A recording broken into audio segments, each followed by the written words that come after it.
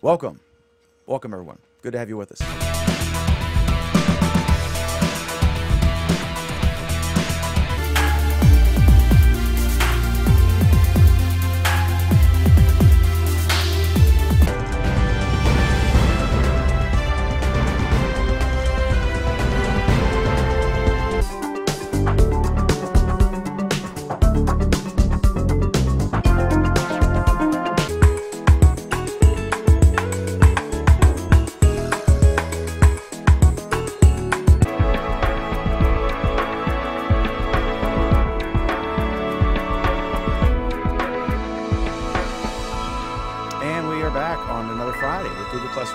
Surprisingly close to being on time. Let's go to the panel. Hello, Mr. Alan Furstenberg in New York. Welcome, sir. Hello, Mr. Dan in Virginia. Good to be here. Excellent. And we have Mr. Harold Carey in Yalta Idaho. A from Navajo land. Absolutely. And we have Cadeas Kalut in California, Newport Beach, California. Hey, what's up? He talks more when he gets angry. Pam is here. Welcome, Pam. Hi, Dan. Hi, everybody. All right. 2 Californians, an Idahoan, and Alan, and I am here. Okay, awesome. So wait, two Californians, an Idahoan, and Alan.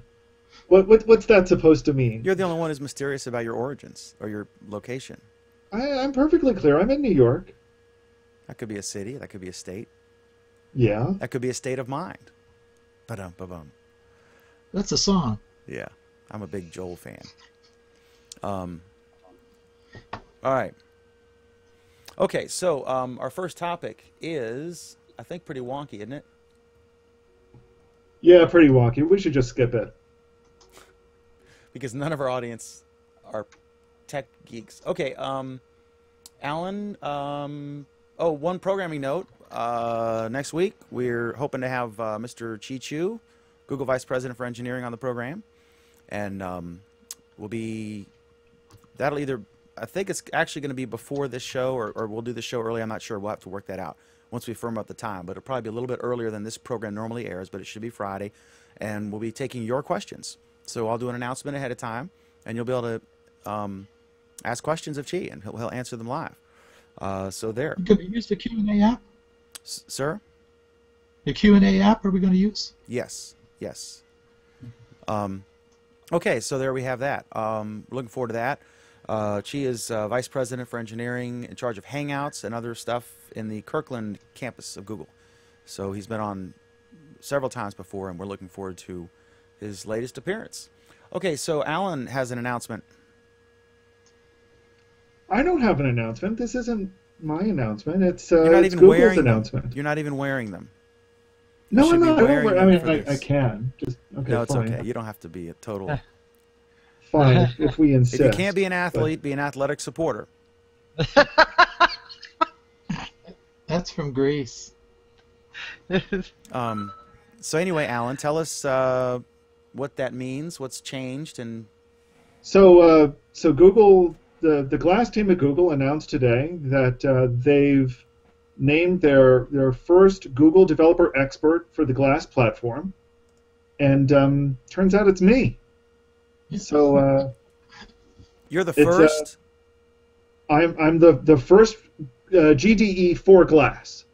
So there are about 100 people in the GDE program across all of Google right now, and these are experts in fields ranging from developing apps that work with Google Maps, developing applications with Android, applications that work with Google Plus, for YouTube, with Drive, with Docs, across the board. Everything there where Google has an API, a way that outside people can program and work with Google stuff, they have developer experts. These are people that understand how it works really well and work with other developers to try to help them understand the technology, create some really awesome stuff, basically promote the Google developer platform. So what is the practice? And Kevin, he says, I can't wait for Chi to tell you straight up no about a question in the first second. Yeah, he'll do. He's not as Vic is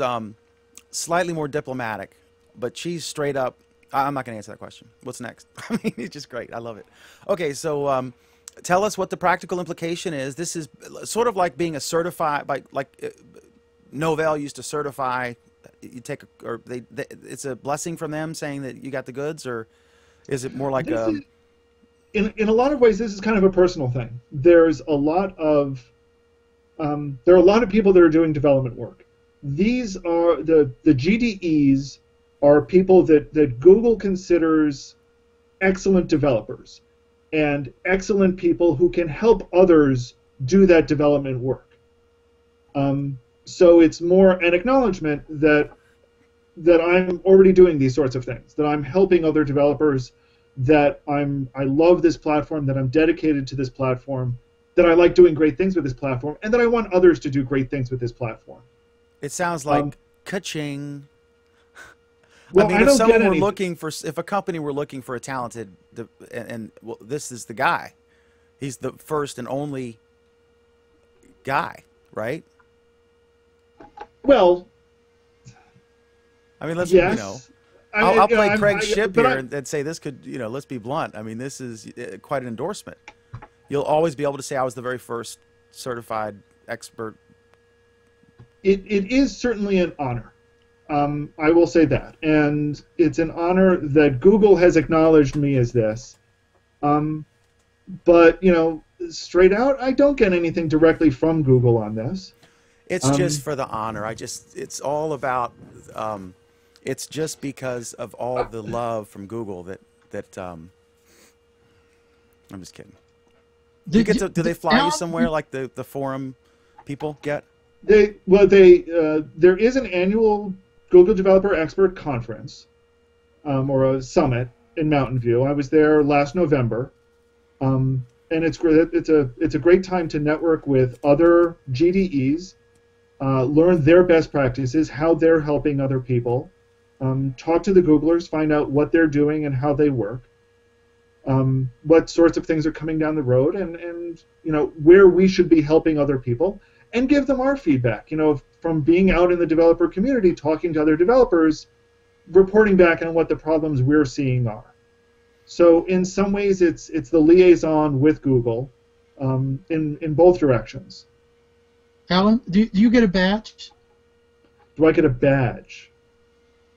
Yeah, a Google Expert Developer badge. Like on Cloud, you get little badges. You get a certified Google teacher, certified Google trainer badge. I think I have Tumblr badges or one of those services they give. You've done your 30,000. There is a GDE badge.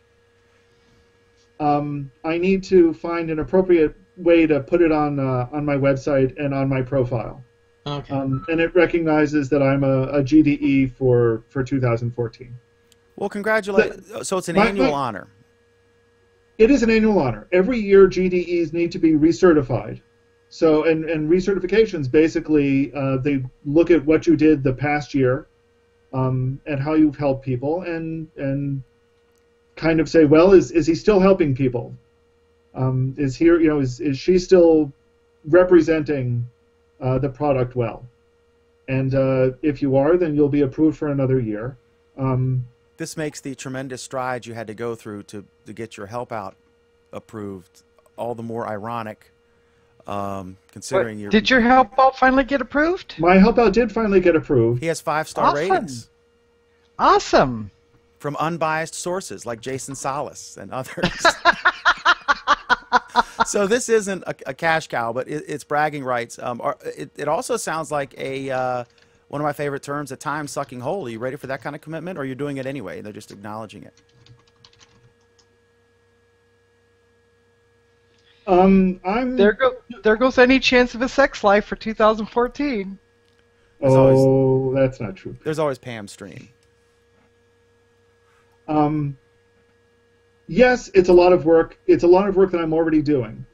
It does mean that I'm going to be doing a lot more work, and I'll be talking about some of that later in the show, talking about what's going on next week.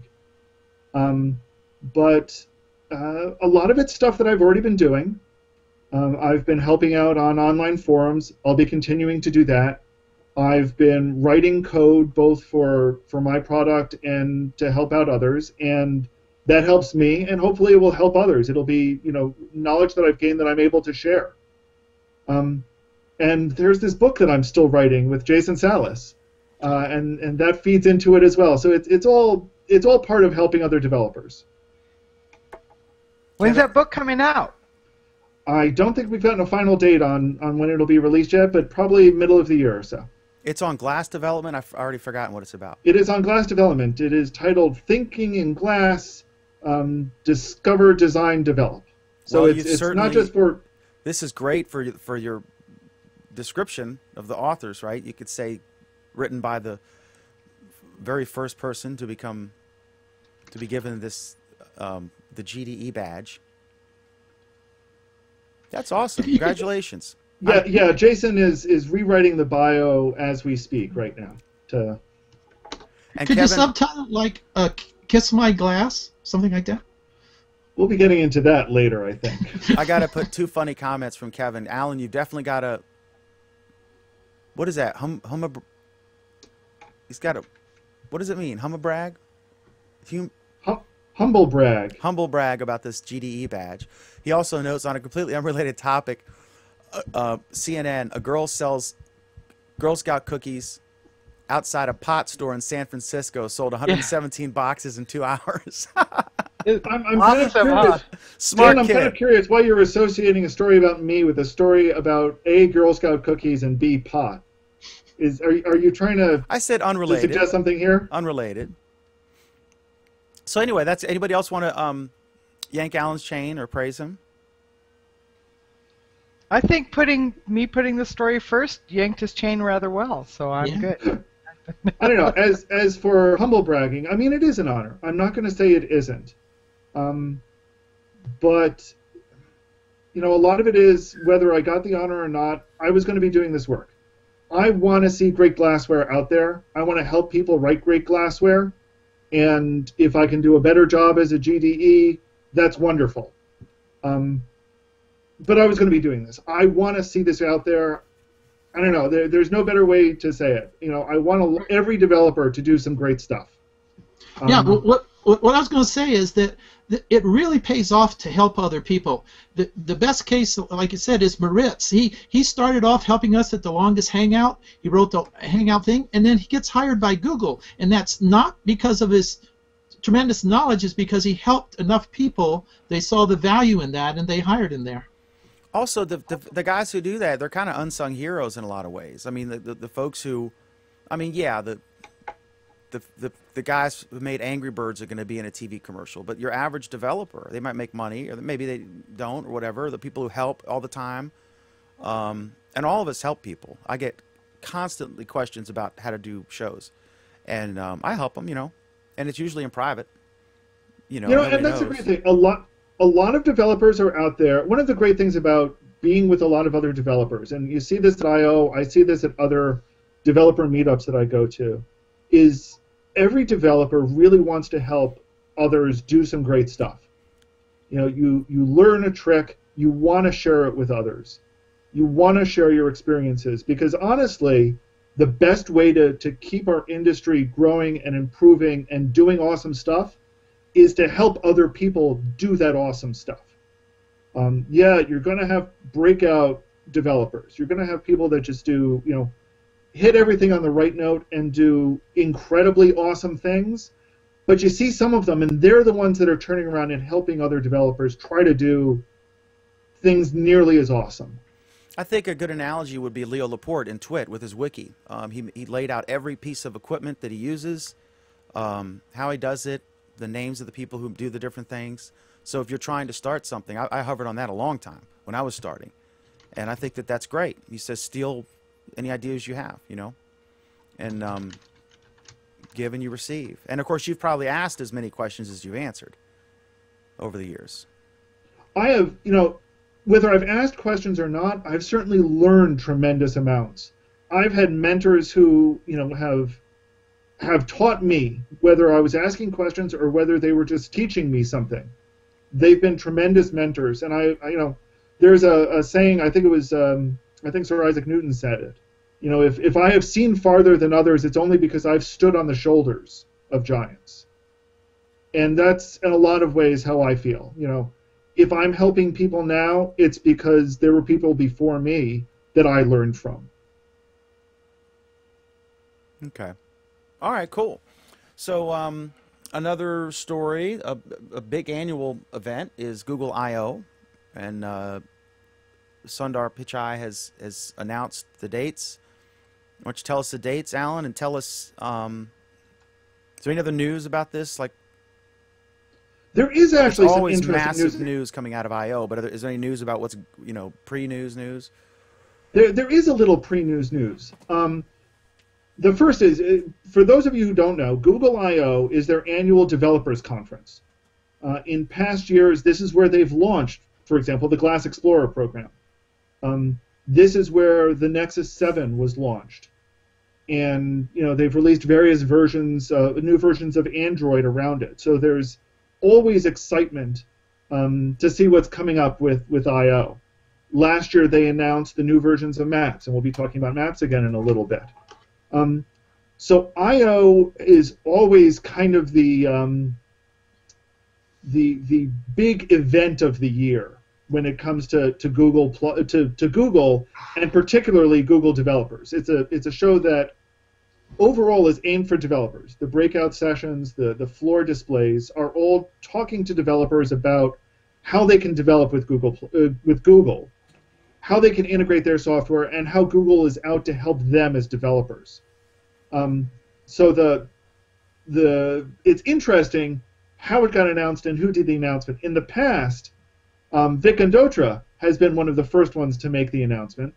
This year he was on vacation, and it was Sundar Pichai who made the announcement. Sundar is the head of the Android and Chrome teams.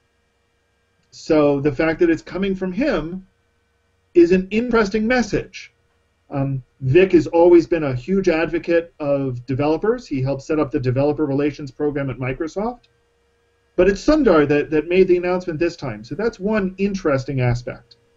The next is that for the past few years, it's been a 3-day event where 2 days packed with information sessions, and then the third day more of a code lab type thing. Sit down with engineers and actually code to the stuff that you learned about the past 2 days. This one, they've only announced 2 days worth, and that's an interesting change. And finally, the big news, which has people simultaneously thrilled and terrified, is that... like for most things, Google. Yeah. The past 2 years, tickets, which are $900, regular price $300 for students. No word about if the price is changing. For the past 2 years, tickets sold out incredibly fast. The 2012 tickets sold out in about 20 minutes. The 2013 tickets sold out in 2 hours, and the only reason why it took 2 hours is because the payment system was so badly broken that people swore off Google. What's that product, Cadeas, that they use? Wow. We'll call it Google Checkout. How about that? Yeah, no. No. There were so many problems with Google Wallet that it was a horrible embarrassment. To the point where really people were wondering if they should ever use Google Wallet for anything. But that's the only reason why it took 2 hours. If there weren't checkout problems, it would have been over in 20 minutes or less. This year, however, instead of going to a mad rush for tickets, it's going to be a lottery system. So people will sign up, register that they want to go to I/O, and there will be some sort of a lottery via a method that is yet to be announced, indicating who will be able to actually get the tickets. You're shaking your head no, Cadeas. You don't sound happy about this. I'm just going to stay off the Google I/O topic. No. Go ahead. No, it's okay. It's okay. I want your thoughts. I hate the way that they do this. I'm just going to stay off the topic. That's the best thing. Well, here's the thing. A lot of people are saying that they're worried that this lottery system is going to exclude great developers. and I think it's a valid point, but I also look at what happened the past 2 years, and the past 2 years were excluding great developers. This, I think, gives people more of a fair chance. It means people from overseas don't need to wake up at absurd times in the morning to try and get a ticket without having any chance whatsoever. Hopefully what they're going to do is they'll open it up for a day or 2 days, let everyone register at their own pace, and then announce, and then use some lottery system, which will hopefully be a nice, fair distribution. It sounds like they're going to piss off a lot of people. Well, they pissed Sounds off like a lot of people. No matter what they did, they're going to piss off a lot of people. But they could blame Unless it on they a move technical this to fail. Metrodome This time or it'll be something. like, well, they didn't feel I was worthy. I hate Google now. Well, Alan, did the top contributors get to sign up early, like people who are really important? Did they get a advance notice? These are not top contributors. I just want to be clear. Top contributors are the folks who are out helping with the use of a product. So there are top contributors for Google Plus, for example, that help you integrate with YouTube, make posts, deal with your photos. There's a great top contributor group. They're not developers. Yeah, This but I'm is- talking about the top developers. Will they get, the people who really help the most, will they get advance tickets for this? They do have a program that they call ION, which are the people who have been taking part in I/O for the past 6 years, do have the opportunity to purchase tickets early. Or at least they did in the past. I don't know what this year's policies are going to be about ION. Okay. There are some other limited classes, but they are fairly limited classes that are able to get more, increase their odds, let's say, of being able to go to I/O.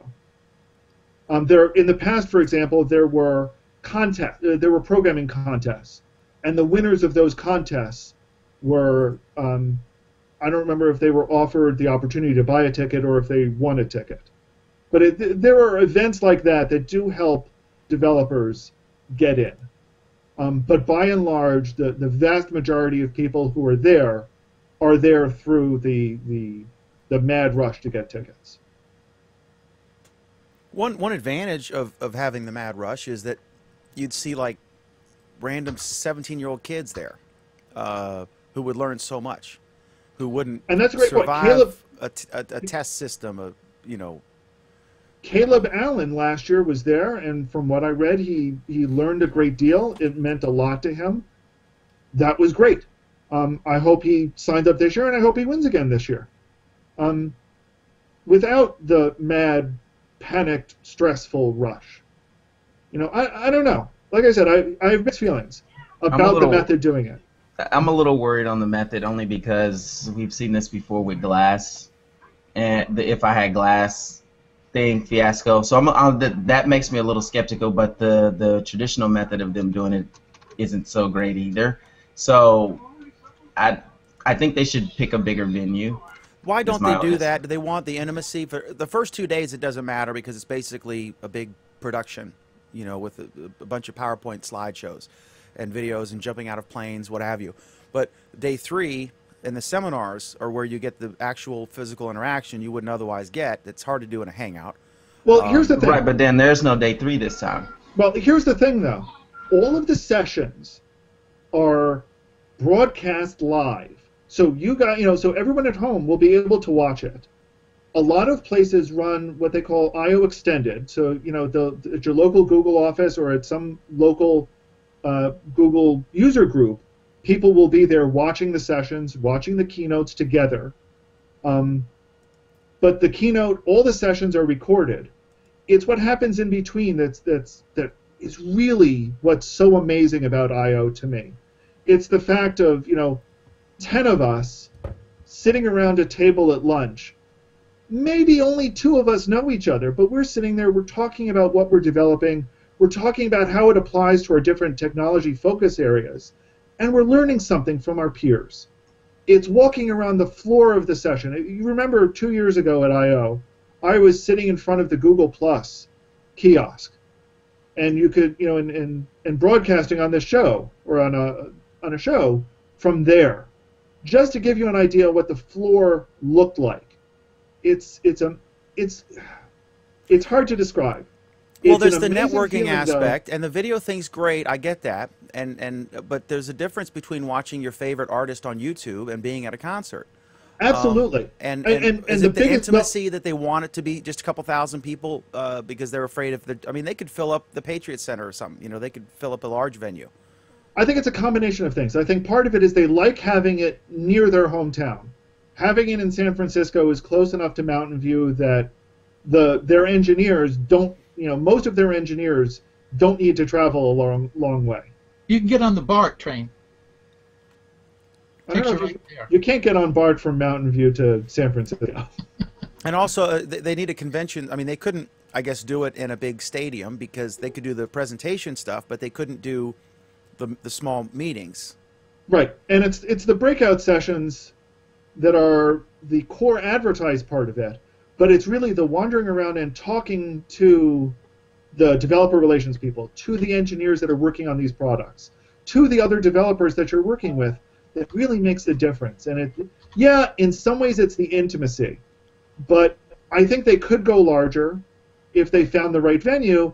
The problem is being able to find that venue that's close enough to them, that works for them. That I don't know, it's a lot of juggling things. I'm a little surprised they didn't go looking for a bigger venue, but Moscone. There's a lot of reasons to stick to Moscone Center. Moscone West is what's the best way to put it? It's familiar. They finally worked out some of the bugs about having a large crowd there, and it's almost tradition at this point. Any other thoughts? Well, I mean, I hope they don't step in it with this lottery thing, because there is. Oh, they're going to. There is no doubt that there will be problems with this lottery thing. There is no doubt there will be problems. There will be people who are pissed off. But I'll tell you, there were problems last year. There were lots of problems last year. Anytime you have a popular event, there's more demand than you can accommodate. Some people are going to be left out. And while they go to great strides to make this a multi-platform, and a lot of the products that they make are perfect to make this accessible to everybody. But there's no substitute for in-person networking. There's no substitute for the motivation that you can get by being at an event in person and meeting folks such as yourself in person. Yeah, there is. One of the great things about being there is, I had worked with Gerwin, I'd worked with Abraham, I'd worked with the people on the Google Plus team, on the Glass team. I'd worked with them online for the rest of the year. But here's the once-a-year occasion where we get together, we reconnect, we reestablish and reconfirm the working relationship that we have. And that carries us through the rest of the year. There is something very, very meaningful about meeting up in person to solidify that working relationship. Okay. And I've done it with developers that I met through Glass. The same thing. We meet up once a year. We develop great working relationships, and that carries us through the rest of the year when we're communicating by email and video and all of these other means. What would be lost? It's about 2,000 people? It's about 6,000 people. Okay, what would be lost if it were 60? What advantage? I think it would be too big to the point that it's not. I don't know. It seems like if you had that many people in one place, it'd be too big, too much to manage. And I think that's kind of why they try to keep a small number. And of course, 6,000 is not exactly small. Right. When is I/O this year? That's the funny thing. I did forget to mention that part. So I/O this year is going to be on June 25th and 26th. And once again, we noticed that coincides with very, very closely to what anniversary? Google Plus. That's right. It'll be the third anniversary. It'll be the Google Plus third birthday party, which will hopefully be celebrated with our annual interview. And thanks to Vic and to Huffington Post for sharing a post about our show and another guy's show today. That's cool. Okay, so there we go. Any other thoughts? I wanted to get Alan on maps, but before. Well, one of the things I said, I think it would be better to be a top contributor because they pay for your way and you always get a ticket. And now you're a top discoverer and you don't get paid and you don't get a ticket. You have to pay for it. Well, you get the yes and no. You get a goodie bag, which almost always has a value that exceeds the cost of the ticket. Yeah, top contributors, don't they get their airfare paid? you know, Well, plus but it's this not year worth now, it. now I mean, if that you're I in know it for the when money, it it's is, not worth it. Pam? now that I know when it is, I'm going to see if Alan can go a day early or so, and I'll fly up there and meet him. yeah, we'll see if we can rendezvous at some point. We will be talking about that, Pam. That's awesome. Okay, cool. So Google Maps is new and different. I have not played with it. Have any of you guys? You mean you haven't? It's been available for 9 months, Dan, and you haven't played with it? Oh, I guess I have. I just didn't even know. This is what this is. So I guess I'm well versed in the new maps. I just wasn't aware of it. I'm surprisingly well versed.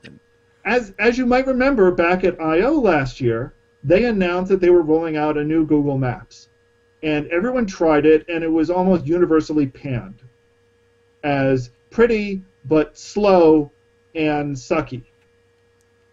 You've got a face, Cadeus. And you're muted. He's muted locally. Well, the problem, I have it up right now, and the problem with it is I can't get to My Maps. There's nowhere on it does it say My Maps. I There are don't know lots where of it went. problems with it. You're back, Cadeus. So what were your thoughts there, Cadeus? Nope, you're muted again. Audio I don't think it was bad. I don't think it was that bad. Even at launch, day of launch, it wasn't bad at all. I mean, it had the new maps. You mean it wasn't slow? It wasn't, not for me, it wasn't. What computer are you using? Because I'm using my Chromebook, and it's pretty slow. At that time, I wasn't using it for the Chromebook. I was using it on my Macs, and I had no problem. I was using it on my Mac. I use it on my Mac, and it's pretty slow. And they've I don't know. I didn't have improved any it problem. since. But there are a lot of people that are still pissed off at poor speed and missing features and lots of other stuff that they were used to. I mean, I think they finally got things like multi-stop routes, which was sorely lacking. But as far as I know, My Maps are still missing from there. Stuff that you entered in as your landmarks have been mysteriously mutated, which is shocking considering that's one of the supposed selling features about this, is that it makes maps more personal. Well, yeah, it makes maps more personal, but you can't personalize it. Google's personalized it for you. We agree it's still the best option. I'll be honest, a lot of people I know are switching to Bing Maps. Wow. And part of it is the speed is just unacceptable on some I've platforms. actually heard that Bing Maps don't suck. I mean, I use Google Maps out of habit. Well, I believe they licensed their technology from Nokia, who's got incredible mapping technology. And also Bing Maps, but the issue with Bing Maps is that it doesn't work well international is the problem. That's interesting and kind of surprising given Nokia. Yeah. Well, what about is Kevin says I don't know anyone said Google Maps was slow for someone. I've never once had problems on my Windows machine. That was probably a comment directed at Craig Ship, I would guess. So I like them. I don't know if I've ever tried Bing Maps. I used to use MapQuest years ago. I don't even know if they're still around. I don't know if they're doing it themselves or what they're doing. They're still around. I forget who they're licensing from these days, but so Nokia and Apple and Google is obviously Google is, well, it's a combination of licensing stuff like the satellite images they're licensing, and they do have their own Google Earth things, but I guess all of them are buying different things. But so Bing is actually using Nokia's technology and data. Google's using data from a variety of sources and some technology from other sources, and MapQuest is probably outsourcing a lot of it. I guess all the brands that we think of like these are maps are not actually the ones making the maps. They're just the ones offering it. I would say selling it, but there doesn't seem to be a lot of revenue. But I could be wrong there. Pam? I find it interesting that all the updates are for desktop, but the features seem more aligned with things you would want the mobile app to have, like, you know, things nearby and stuff like that. So I That's an interesting point. Now, the new maps does include new mobile components for maps. I don't know if those are now the default or the only option. But I know that mobile's been rolling out upgrades over the past 9 months as well. 9 months? 6 months? However many months it's been. They're definitely doing a big push for mobile throughout the company. And our next topic will address that with YouTube. But they bought Waze, Pam, right? But I still don't see... I don't think they put Waze alerts. They do. On maps. absolutely, They do? absolutely, yeah. Yeah. I haven't seen it. If I On go to Waze, Google, if I go to Google now, You know, my Dan, regular Google now, Dan, let me ask you something. You say you haven't seen it. Do they actually have traffic in Front Royal, Virginia? Do they have cars? The only time we have bad traffic... I used to live in Fairfax, Virginia, and Craig will attest that it's some of the worst in Northern Virginia and suburban Maryland. Some of the worst traffic in the country, because everyone's trying to get to their six-figure government job in the morning. And if here, the only time we have traffic is on summer weekends, fall weekends especially, because of Skyline Drive. Literally, that's the only time we have traffic, and it's like a few hours. I have my work typed in here and my home typed in here, and it says currently tells me where all the traffic is, and there's an accident on Temecula Valley Freeway reported via Waze app. So it's telling me that instead of 18 minutes, it's going to take me 45 minutes to get. Does it tell you where speed traps are, like Waze? Well, I don't think so. It doesn't have all of the Waze data. That's what I'm talking about. That was the most useful thing for me. Not that I would ever speed or text. You know, our speed limit's already 70 miles per hour, and I mean, how much faster do I need to go, really? I don't really need I don't need to know where the speed traps are, plus I already know how to look for them, so I'm pretty adept at avoiding them. I've never had a speeding ticket in my life, so. And I speed. How about you, Cadeas? Have you ever had a speeding ticket? No comment from Cadeas. He's quiet tonight. Okay, so there we go with the maps. Before you move on, we do use MapQuest still on the Area Guides websites for all the address map and driving directions. And we don't have any complaints at all. People seem to find that they work fine. Do you use MapQuest at all? I haven't in years, but I don't recall. And I remember it was better. I'm just saying, all of things. our dynamic web pages all use MapQuest. When you click on address map or driving directions, that's what it uses. And you've never had any negative feedback from clients? No negative feedback. Works fine. I don't know anything. I mean, I know that I started using Google Maps because I started using Google stuff. But I don't remember MapQuest being bad in any way. And I don't. It's reliable. It doesn't have all the services that work. Yeah, it doesn't have all the whistles and bells that Google Maps does, like Earth and stuff like that. But for general point A to point B, I don't remember anything wrong. I remember MapQuest being very accurate compared to, I forget the other companies sometimes. All of them make mistakes on occasion. But this actually does have satellite view. It doesn't have the street view, but it has satellite view. It has live traffic reports. I mean, it's pretty good. Okay.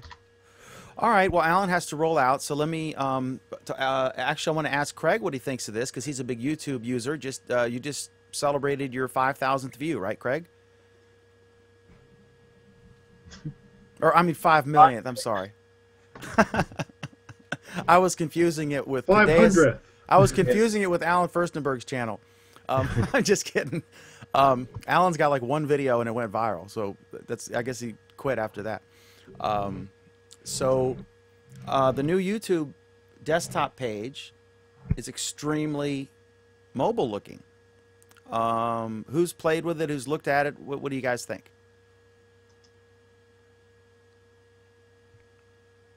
Don't care. I don't can't use hear you YouTube. all at once. I don't use YouTube very very often, and when I do, I go there. I search for a video using keywords, mostly for like birthdays or if I know a specific song I want to listen to, and then I come back to Google Plus. So I really could freaking care less. I haven't noticed any change at all on my channel. Everything looks the same as it's always looked. If you go to youtube.com, you should see a different look. It's kind of The whole entire site is different. They, from when I look at it, it looks like it's like maybe Google Plus, YouTube, and Google TV's YouTube app kind of merged into one look. Is what's kind of what I get from I guess it. I never go to youtube.com. I'm always on a channel of some sort. But even on the channel, the channel is slightly redesigned. It's just minor changes, but the icons are a little bigger. Everything's a lot more cleaner. I think it's definitely a mobile play, right? For mobile web? That's why they did it? I don't. Or simply to integrate the two UIs more? I don't know. That's the way Mashable described it, as a big mobile thing. And if you go to definitely YouTube, it's definitely bigger icons. It's slimmed down, more nested stuff like you'd see in mobile. Don't you think? if you look at Google Plus's page, it still resembles that just a little bit. It's almost exactly the same without actually. It's very subtle. Captain Euro says he switched from Google Maps to Apple Maps because Google Maps is bloated. Anyone who owns a Mac will tell you that the 3D view of Apple Maps will blow your mind. And I think Craig said the same thing. He likes it a lot. And when those crazy stories came out about people like directions directing you to drive across the bay, that sort of thing, that was more anecdotal than commonplace. And Rich has a question for Craig. Anyone know where I can find the Hangouts 10 program or Hooping Live with Audrey Shearer? We have a brand new video that we just posted, and it's actually on my channel and on her channel, so you can go to hoopinglive.com and you can find a direct link to all of her videos. And of course you can go to my channel via craigshipp.com and find some videos of the beautiful and talented Audrey Shearer. A new one every few days. Yeah, once a week or so. And on Rich Had's comment, the Apple Maps, they look nicer. They seem to flow a little bit smoother. However, because they use TimeTime, the directions are not always 100%, specifically for Californians. So I don't know about the rest of the country. I know when I was in Kansas, I had no problems, and since I moved out here, I can't rely on Apple Maps at all. They always give you wrong directions. Now, but again, the maps come from TimeTime, not Apple. Now you're a Mac fan and an Android fan, right? So you're on. Anything that works great, I like. So. Okay, cool. So you're familiar with both. Yeah, I mean, I'm sure they're both good products, and you don't hear a lot of stories now about Apple Maps. Crazy. It was new, and there was some fun things to talk about, negative about it. But Apple doesn't. Yeah, and the sad part is that Apple branded in front of TimeTime, and so it's as opposed to saying it's TimeTime's fault. Everybody's blaming Apple when all Apple did was just make the UI look nice. That's all Apple did. All the mapping all comes from TimeTime. It doesn't come from Apple. Well, they took the hit. Okay. All right, so we're all meh about the YouTube thing, I guess. There you go. Okay. Okay, so I'm going to switch some topics around here because I'm not familiar with some of these things that were added since I last looked at the list. So there was this thing, and I definitely want to get Craig's take on this. In Kansas City, there was a move. It was actually a bill written by a lobbyist, and it was to prevent a municipality from entering into an agreement to offer any special treatment for anyone who wanted to do fiber. It would have prevented the municipality from offering municipal broadband themselves. It would have allowed such an arrangement in a place where, like, I forget, like over half the people were unable to get broadband. But it was written in such a way that there was some dispute about whether anywhere in Kansas would qualify. So it was clearly a move, and it was supported by, all the big cable companies. And it was clearly a move directed at anyone who was thinking about doing anything to help Google Fiber or any similar project. And there was a local reaction of the likes we haven't seen since the national reaction against SOPA and PIPA, or PIPA, I don't know how you pronounce it. SOPA got all the attention. PIPA was just as bad, but different. That was a Senate version. So what do you guys think? This was the war ain't over, but this battle was nice to have won this, because this was just blatantly absurd. There's a huge problem. We're paying too much for crappy internet. And it is going to take years to resolve this issue. And I heard somebody on one of the podcasts that I listened to compare it to turning on the water, right? When you go and you turn on the water at your sink, you expect the water to come out every time. And if it doesn't come out, you're not a happy camper. And that's the kind of reliability that we want from the internet. The same exact thing that we have with these major utilities, the water, the electricity. We expect these things to work. And I think it has to be treated as a utility. We have to make a decision as a country, as a nation, that everybody needs to have high speed, that means fiber, run to every building, every house, every school, every church. Everything has to have fiber. And then we have to figure out the best way to allow multiple companies to compete over that pipe and provide that service. Unlike water, where you have to have one central waterworks, right, and pump the water and so on. You can't really have a whole bunch of people providing the water. With this, with internet service, you could have various companies using that pipeline, in effect, to deliver various services and to compete. So really, that's where we have to head, and we have to contact our elected officials, and we have to raise, you know what, and say that we need to get to that point. We need to have super high-speed internet available everywhere we go in this country if we're going to be competitive. And in some states, the companies offer what they have to offer. I mean, they're not going to build the infrastructure for gigabit to everybody unless people want it. And I think in that one, what was it we talked on this show, or I think it was this show a couple weeks ago? What was a town that had gigabit and only the 7% adoption rate? Most people opted it wasn't that much more money. Maybe it was like $70 for gigabit and $40. Yeah, but I don't think it has to be that much money. I think that it could be $25 a month for people to pay. If enough people signed up, there's a huge profit in this stuff. I mean, once it's set up, once the fiber's run, there's not that much ongoing costs per subscriber. It's a huge profit structure. Oh, Dan, I can give you the pricing. Go ahead. Yeah, the pricing with Google Fiber, both in Provo and Kansas City, is free for 10 gigabytes and 2 gigabytes upload, and for $70 for the full Google Fiber. And that's both in Provo in there. So it basically, like there could be something in between, or you pay $70. There's no. Seems like, Carol, there could be something in between, right? We could have 100 megabits down, 100 megabits up that people pay $25 a month for or something, and that would meet the needs of most people, right? But the point is, if we're going to stay competitive, and if this country is going to take a leadership role in technology moving forward, this has to be done. It's not a question of should it be done. It absolutely has to be done. Otherwise, there's going to be a huge digital divide. There's going to be more of the haves and have-nots than there already is. What do you think about the Craig? Okay, you're in most cases, you're not a big government guy by any definition.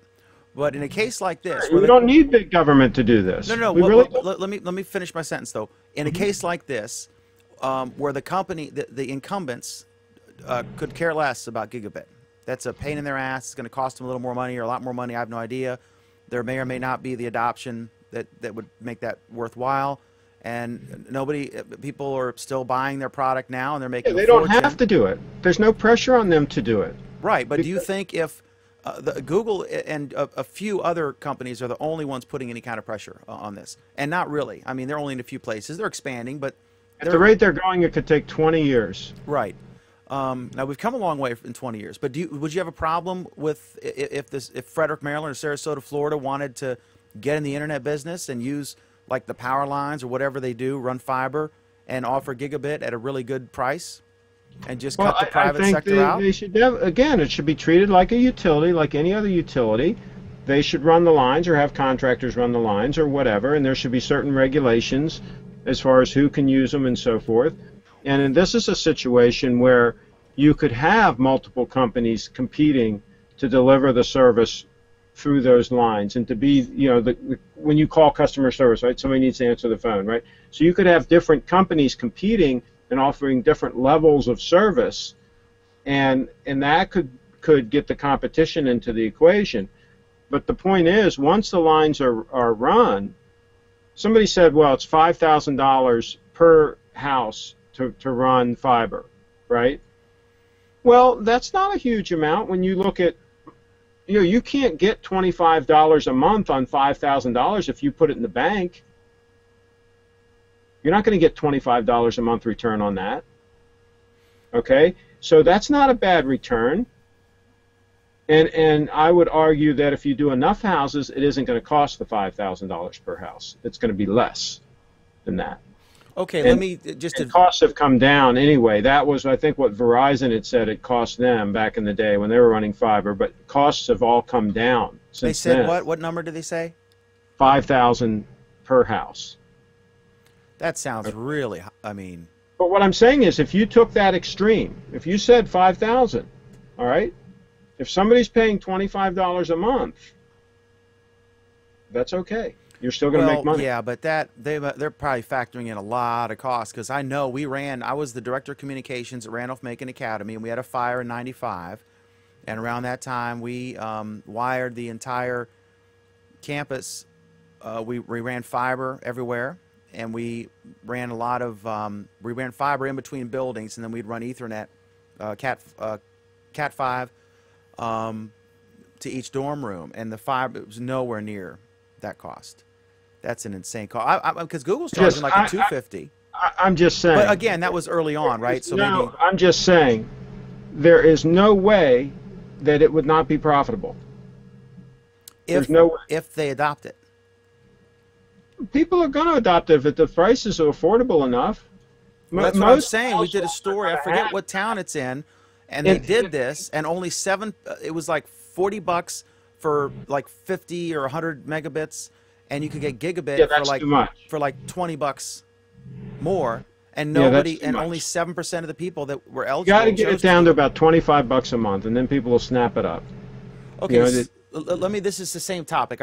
Let's add the second subject in here. That New Cities for Google Fiber, they announced 9 different metro markets, I think 32 or 34 cities, and I'll put this map up so you guys can see. You've probably seen this by now, but this is Portland, Oregon area, San Jose, California, Phoenix, Arizona, Salt Lake City, Utah, next to Provo.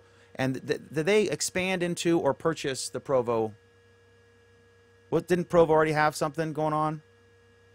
Yes, Provo had a thing called Utopia, which was the whole county, but iProvo was just the city one, and that was the one they bought. Okay, so we've got Kansas City, of course, they're already in, and some of the outskirts there, Nashville, Tennessee, Atlanta, Georgia, Charlotte, and Raleigh-Durham in North Carolina. So they're getting closer to Bentonville, Virginia, Craig. Population 180. So I'm getting a little excited.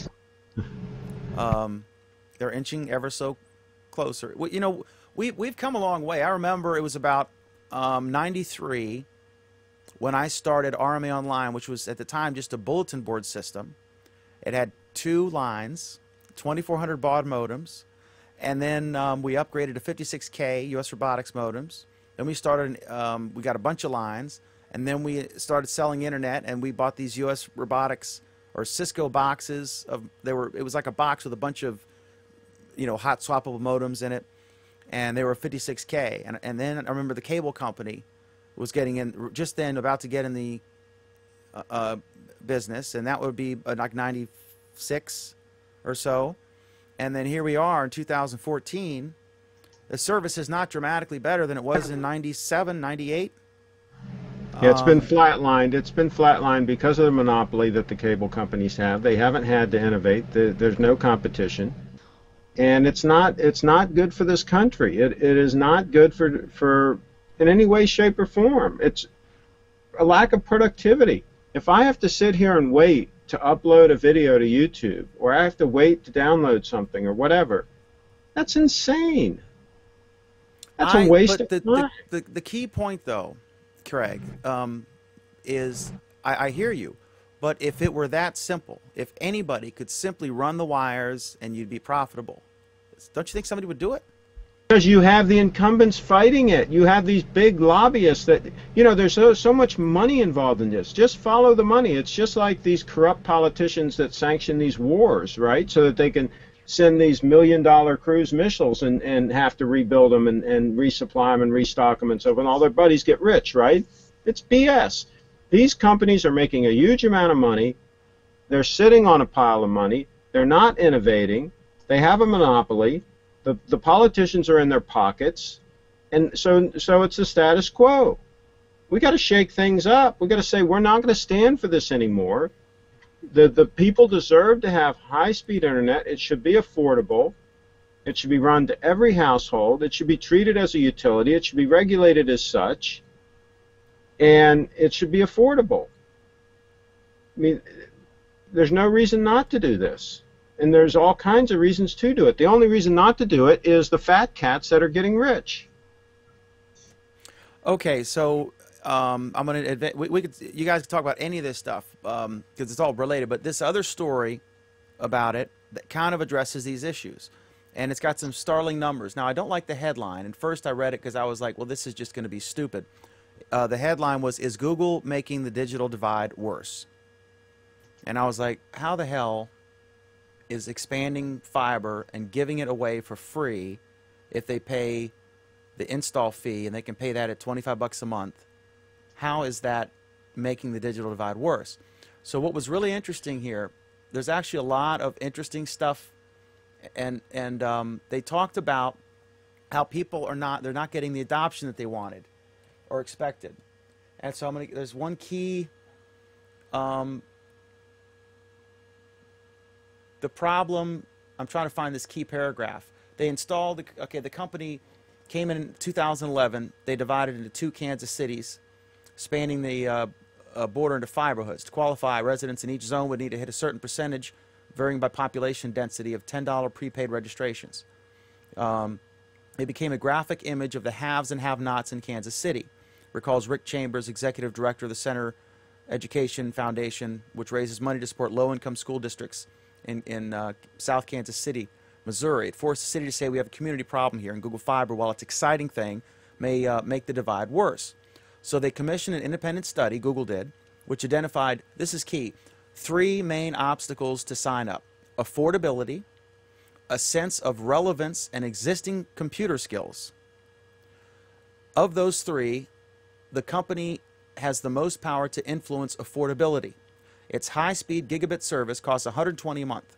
To expand participation, the company offered lower-speed broadband for a $300 construction fee and broke that into $25 monthly payments.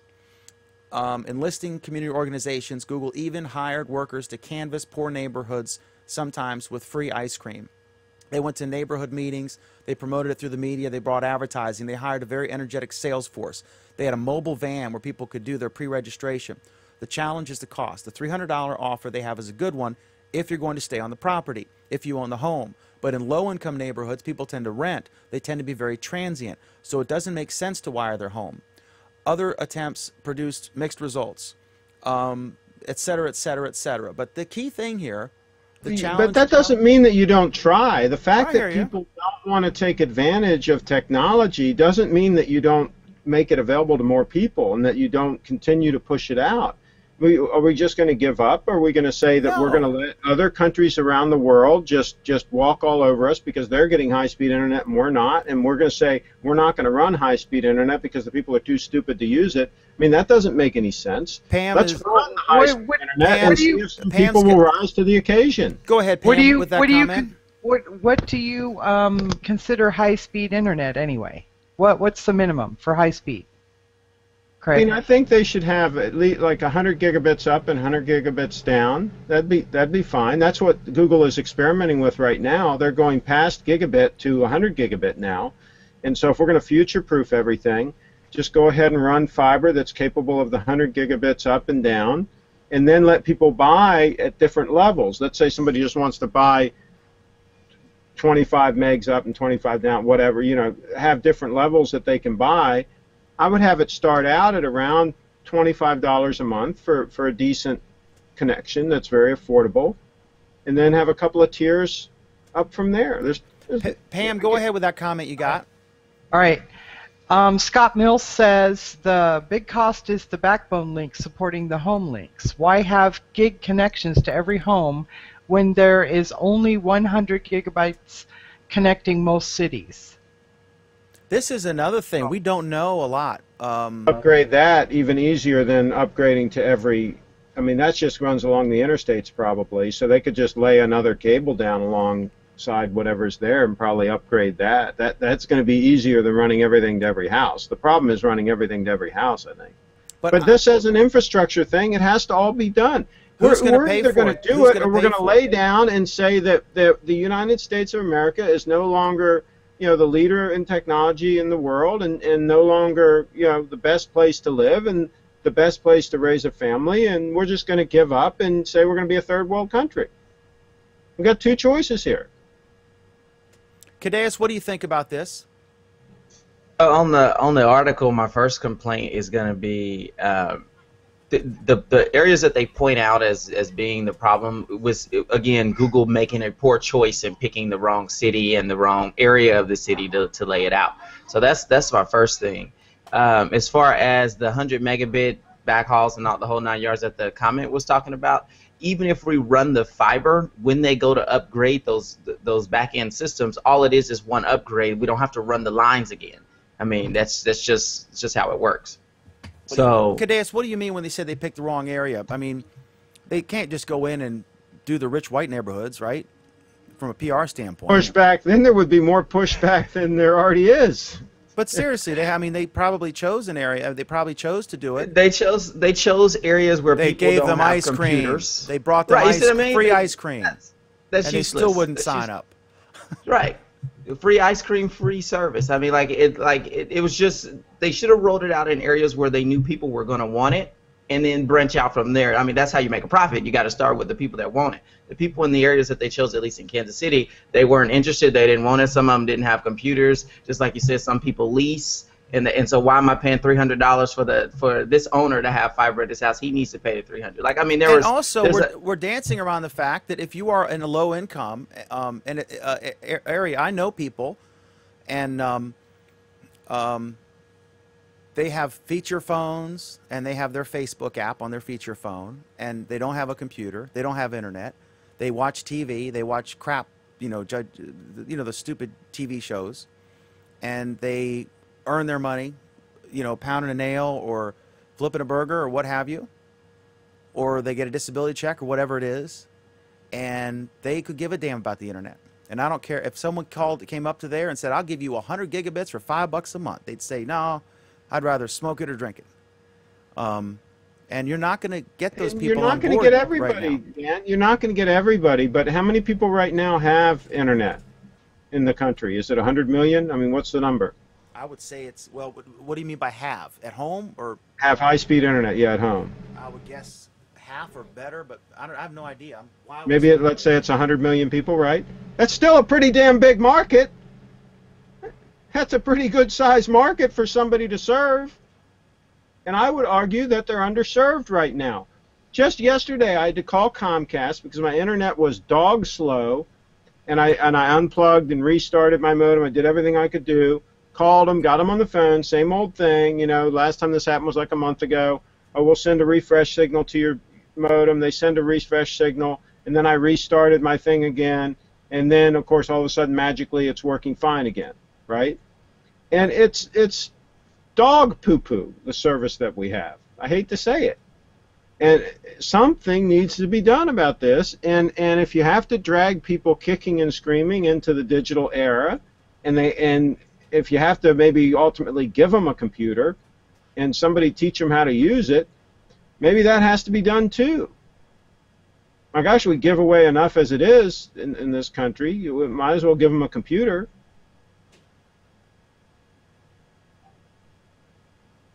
What's so funny about that, Cadeas? I guess Google can hand out some Chromebooks with the service. I mean, they already give you a Nexus 7 tablet. I mean, I guess they can hand out Chromebooks while they're at it. That's what I'm saying. I mean, and Google's going to sell these people stuff. I mean, these people buy stuff, and maybe once they use a Chromebook and see how easy it is to use, and maybe one neighbor shows the other neighbor, and maybe this can be a grassroots thing, and we can show people the benefit of having some of these tools. I think it's very unfair that somebody like Dan McDermott is able to get on the internet and shop for something and buy it at a low price and have it delivered to his place in 2 days, when the uneducated consumer goes and buys the same item at a local store and pays 20% more and got in his car and burned up gasoline to go to like 4 different places to find it in the first place, wasted a bunch of time. And Dan's able to do these things much more efficiently because he knows how to leverage technology. That is a digital divide. And it's not good, and it's not efficient. And I don't care how stupid somebody is, they can be taught to learn. I mean, look at me. I'm not the sharpest tool in the shed, and I know how to go to a website. I can go to SonyAlphaRumors.com and find out that a lens that I want is in stock, and I was able to go to B&H Photo Today and order it because I went to that website and they gave me a heads up on it. And so people can learn how to do this. To some folks, it's the younger people, not so much. There's not just a digital divide. There's also a generational divide, especially in lower income areas. And it's to a lot of folks, they just don't care. They're not interested in it. They don't see the value in it. They don't care. It's like sports. Some people are obsessed and love sports. Jason Solis is a good example. Some people could care less. I was in London. I did not get into cricket. I like tennis, golf, football, but I couldn't get into cricket. I don't care how much you want to talk to me about it. I don't care. It's not interesting to me. I don't want to be interested in it. And maybe that's stupid. Maybe that's arrogant or ignorant on my part. But I think a lot of folks, it's the same way with computers, especially in the lower income, especially older folks. They don't see the value. They don't see how it's relevant. They're trying to cook and put food and feed their kids and et cetera, et cetera, et cetera. And I don't think you're ever going to conquer that. I think the only way to conquer that is through time, is the young people who are interested in the internet, right, because they're in school. Then as they grow up, you know, that's a different story. But what do you... I don't know if Pam's still with us or taking a 5 or something, but if any of you guys want to weigh in on this, Harold, you're in an area, you deal with the Navajo folks. I don't know what kind of income level that is, but if they ran gigabit to every one of their homes, and they could choose between, say, you know, 30 or 40 megabytes down and 6, 8 up. I have 50 down and 10 up. It's very reliable. And it really is 50 down, 10 up. If I'm uploading YouTube, I mean, it's fast. And frankly, I would get gigabit. I pay $130 now for what I have, Comcast Business, the premium level. I would get it because I broadcast and I'm a geek. But I don't know of any applications that are consumer, like Netflix, Facebook. I don't know of anything you could do with gigabit you couldn't do with 50 and 10 up. Well, and what do you think of what would the reaction to the Navajo folks be if if Google Fiber went in there? Let's talk about a digital divide. Well, in most of the areas that I deal with, not just on the Navajo Reservation, all the Navajo Reservation, you basically have 2 gigabytes up and 0.5, no, 2 gigabytes download and 0.5. That's the standard that every place has on the whole Navajo Nation is just 2 and 0.5. You talking And about it's 2 the same way- megabytes? 2 megabytes and 0.5 Is it DSL? megabytes. What's the delivery mechanism? Most of them are just the local. In the Navajo Reservation, it's called Frontier Cable. So the Frontier Cable Company is the one who does internet for the whole reservation over there on that area, and everybody gets their internet from Frontier Cable there. And then of course you can get your Verizon and stuff, but you're paying huge amounts of money if you use it a lot. And the same over here. The basic internet service for this area is the same thing. It's basically 2 megabits, or I get 3 megabits, and 1 and 0.5 upload.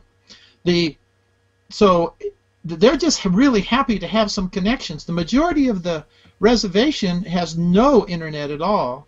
The only around Rindle Rock and Shiprock and right near the cities, but 90% of the reservation doesn't have any internet connections because almost all the houses on the Navajo Reservation are 3 miles apart. You can imagine how trying to get out fiber.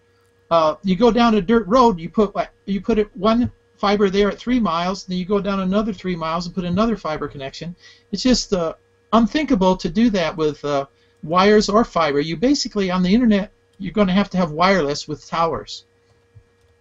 And that's what they're doing now. They're putting towers on tops of mountains and shooting down the internet to the houses through microwave. What is the I'm looking up the median. What's the median income on a Navajo reservation? Oh, well, I know all the statistics they basically have a 50% unemployment rate. So you can see that would really bring things down, but they make around $20,000 would be very high paying. I'm looking at their where they hire people at the Navajo thing, and I was looking at their employment guide, and it basically runs from $35,000 a year to $20,000 a year as an average job there, and there's very few jobs at that rate. Okay, I'm looking here at the census. This is the 2000 census, so this is dated, right? But at that time, it said the median age was 24. The labor force was 28% of the population. The median household income was $20,000. The median family income was 22. Yeah, you hit it right on the head. The per capita income was 7,200. So if you ran $130 Google Fiber to their homes, they might be interested in the $300 deal at $25 a month, and then free, speeds more akin to what you get with a lower level cable modem. They might be attracted by that, but I could see that being a tough sell at $130 a month for gigabit. When they're used to 2 megabytes, they're probably paying. What are they paying for it? Well, they basically are funded. See, the whole nation is basically funded by the fees that we pay on our cables permits. In other words, $2 off of everything that we put in on our cables goes to rural development areas like the Navajo Reservation. So everybody on the reservation has a free phone, but you get 200 minutes. They get a 200 minutes free cell phone. Everybody does, because of the rural area there. They don't have to pay anything for it. Everybody gets that, and the same thing's going to be with the internet. What they're doing is they got a grant from the federal government through this fund, through the FCC, for taking a piece of our money and putting it on there. They're putting a complete network across the whole reservation, putting up towers where they beam the internet, wireless internet, to everywhere. So they're not going to put in any wires. It's just too impractical. They're just going to line of sight to everybody. A couple comments here. Scott Mills, good point. My parents would still be on AOL dial-up if they could get it. They have a cable modem and use it only to read email. Captain Euro, it's not exactly free. 1 gigabit down and 100 megabits up costs $130 a month. They have, for lower income, they have I think it's free, but you have to pay a $300 install fee, and they'll take that at $25 a month.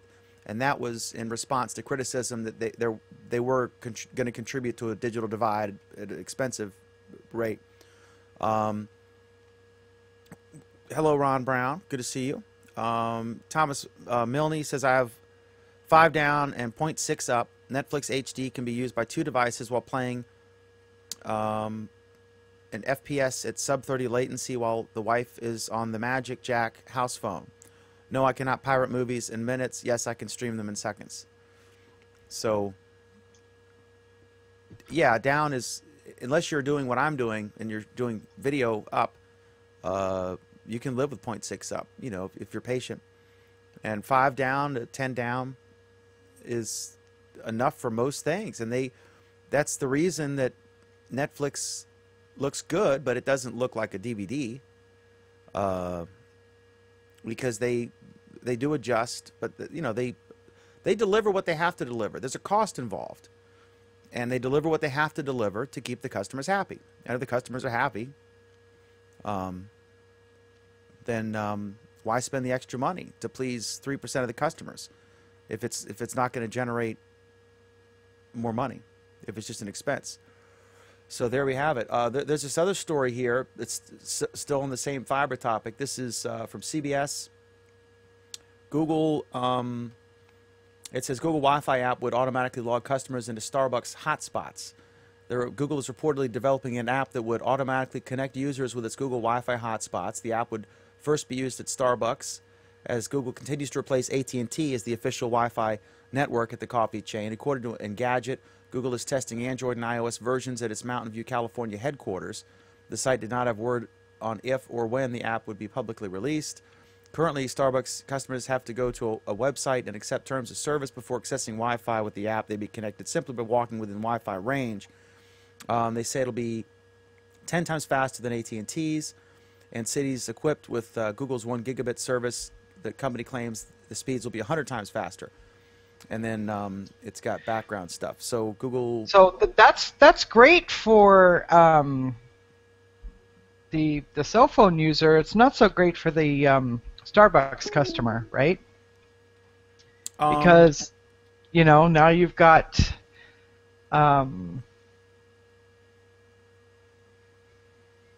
more people, you know, because I don't know if you've ever seen the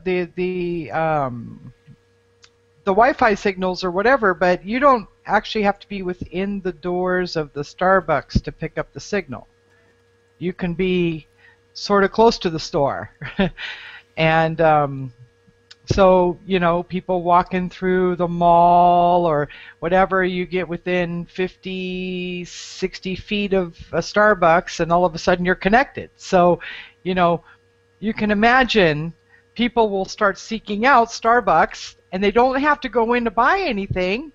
And their phone's going to connect. But the point is, if Google does it, they say it's going to be faster than the existing. I guess they're putting the fancier, the newer Wi-Fi technology routers in. Well, no, if you do it automatically, then people will automatically connect, whether they're going to use it or not. It's still going to, slow down the service for the people who are in there actively using it. Because I'm telling you, the lazy factor, right? So if I'm walking by and I have to log in, oh, Wi-Fi, okay, let me go log in. Let me click agree to user. You know, I'm walking around the mall. I'm not going to stand there and take the 3 minutes or whatever to do all the stuff. And okay, now I'm connected just so I can have free Wi-Fi as I walk through the mall, unless I had a purpose. That's what I'm saying. If it does it automatically, people are going to use it.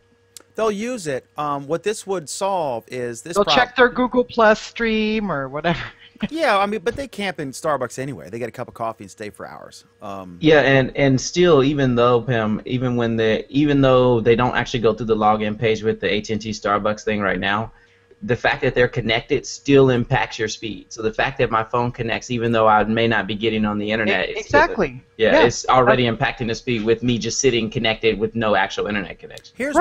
But you wouldn't be connected if you didn't agree to the terms of service at the very beginning. You have to go in and push the button I accept, right? So right, but now even still when you're connected. So like right now, let's say I'm walking down and I'm passing Starbucks, and it's the AT&T one where you got to do agree and connect. Yep. Most people's phones still automatically connect to that Wi-Fi. They just Oh, don't click even- accept. So okay, so okay, you're got it. still and speed Got is it. still impacted when they're connected. Yep. Yeah. So it really doesn't hurt that much. Okay, That- so that- let me tell you what this fixes. I could probably fix this with settings that I don't know about or haven't figured out because I'm not as smart as Cadeus on Android, and certainly not as smart as Alan.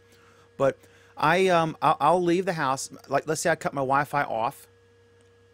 I walk into Martin's grocery store. I had previously logged in there one time because they have a Wi-Fi router in a conference room that they rent out in the grocery store.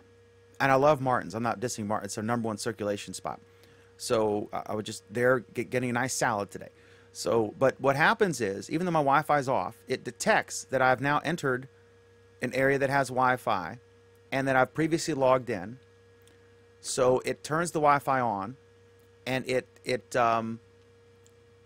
doesn't activate the internet, because in order to use the internet, I have to go to a browser and I have to click I agree to the terms of service. So now my phone is in a non-data mode because the phone realizes it's connected on Wi-Fi, it's connected to a router, but it's not connected yet, right? I'm connected to their internal page. So now I don't get a text. I don't get, because I use Google Voice, I don't get, if I tried to use the Redbox app to see if there was any new movie in the box I wanted to get, it wouldn't work. That's how I discovered this. So now my phone is in a state of non-working without any notification to me that this is the case. This would solve that problem. It would just switch from data or from the cell network or mobile network to the local Wi-Fi network. And then when I leave, it would automatically go back. And that's the way it's supposed to work. So this would solve that issue. Because it is a hassle. McDonald's has the same thing. Go to McDonald's, they let you use free internet, but you got to go to the, but before you can use an app, if you want to use your Facebook app, for example, it would just stop working if you were in the McDonald's because you had not yet opened up a browser, and then it would default to the McDonald's welcome page. I accept the terms. I'm not going to do anything illegal. Click yes, done. Now everything works. So that's a pain in the ass. So I think this. mainly they're doing this for Google Glass is what they're doing, only because you can't use those type of hotspots that require you to accept and all that stuff. You can't. Google Glass doesn't pair with that at all, and so I think this is more of a play for that than anything else to get everything working with Android. Everything that they say about Google Glass, says that it's for short bursts of use. It's not. They don't have the battery life for, all day web surfing or picture uploading or whatever, right? So, I don't know. Drain your battery even faster, right? That's counterintuitive. They're gonna make what do you call those things that you're wearing? Beats by Dr. Dre. Yeah. They're gonna make these big old things that go around the back of your head that hold this like massive battery for your glass, so that you can be connected all day. What kind of sense does that make? Like the beer things at the football game. Yeah, exactly. Yeah. And let The me wine read this bra. comment again now that I know what FPS means. It'll make more sense now. Thomas Milne. I have 5 down and 0.6 up. Netflix high definition can be used by 2 devices while playing a first-person shooter at sub-30 latency. I assume that's 30 milliseconds. Maybe I guess while the wife is on the Magic Jack house phone. That's impressive. Of course, the Magic Jack usually you can hear the other person okay, but the upload is the problem. If you're uploading a YouTube video, that's where you get screwed. And thank you, Scott Mills, for schooling me on that. And he says you have to be connected to the Wi-Fi router just to get that login request. It happens. I'm telling you, every time I'm in Martin's, if I try to send a text, it won't work. And I have to either cut Wi-Fi off again, or I have to... let me clarify that. I'm pretty sure, not 100% sure, that it will cut the Wi-Fi on. I could be wrong about that. But if my Wi-Fi No, you're is right. on, That's a Samsung thing. That's Okay. a Samsung thing. So you're right. Okay, so it cuts the Wi-Fi on because it detects, it scans, it locates, which is convenient when you go home. right? Because or to your office. You want it to happen then. And I could probably go into the Nest. I'm sure I could find a nested menu setting that would, fix this. I probably have to call Alan, maybe conference Alan and Cadeas on together. We'd figure out. What are you dragging me into this time? I'm complaining about we're talking about you can weigh in on this, and then you can weigh in on the other stuff you want.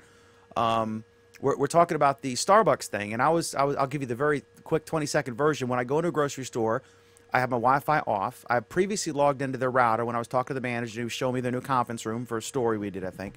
And so every time I go in the grocery store, Samsung phone determines that I am in a store near a Wi-Fi router that I had previously logged into.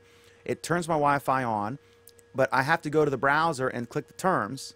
So what happens is my phone switches from mobile to the local data, and so it stops working. And I don't get any texts from Google Voice. I don't get any notifications because now it's trying to use this Wi-Fi router, which I haven't agreed to the terms yet, right? I haven't clicked the OK button. So my phone just stops working, and then I have to physically go and turn Wi-Fi off or log in. And this thing will fix that, and there's some other benefits. But go ahead, Alan. No. The other thing you could do, of course, is go ahead and forget that location and get rid of it, so you're not bugged by it again. But we'll do a half an hour hangout, and you can explain to me how to do that. Yeah.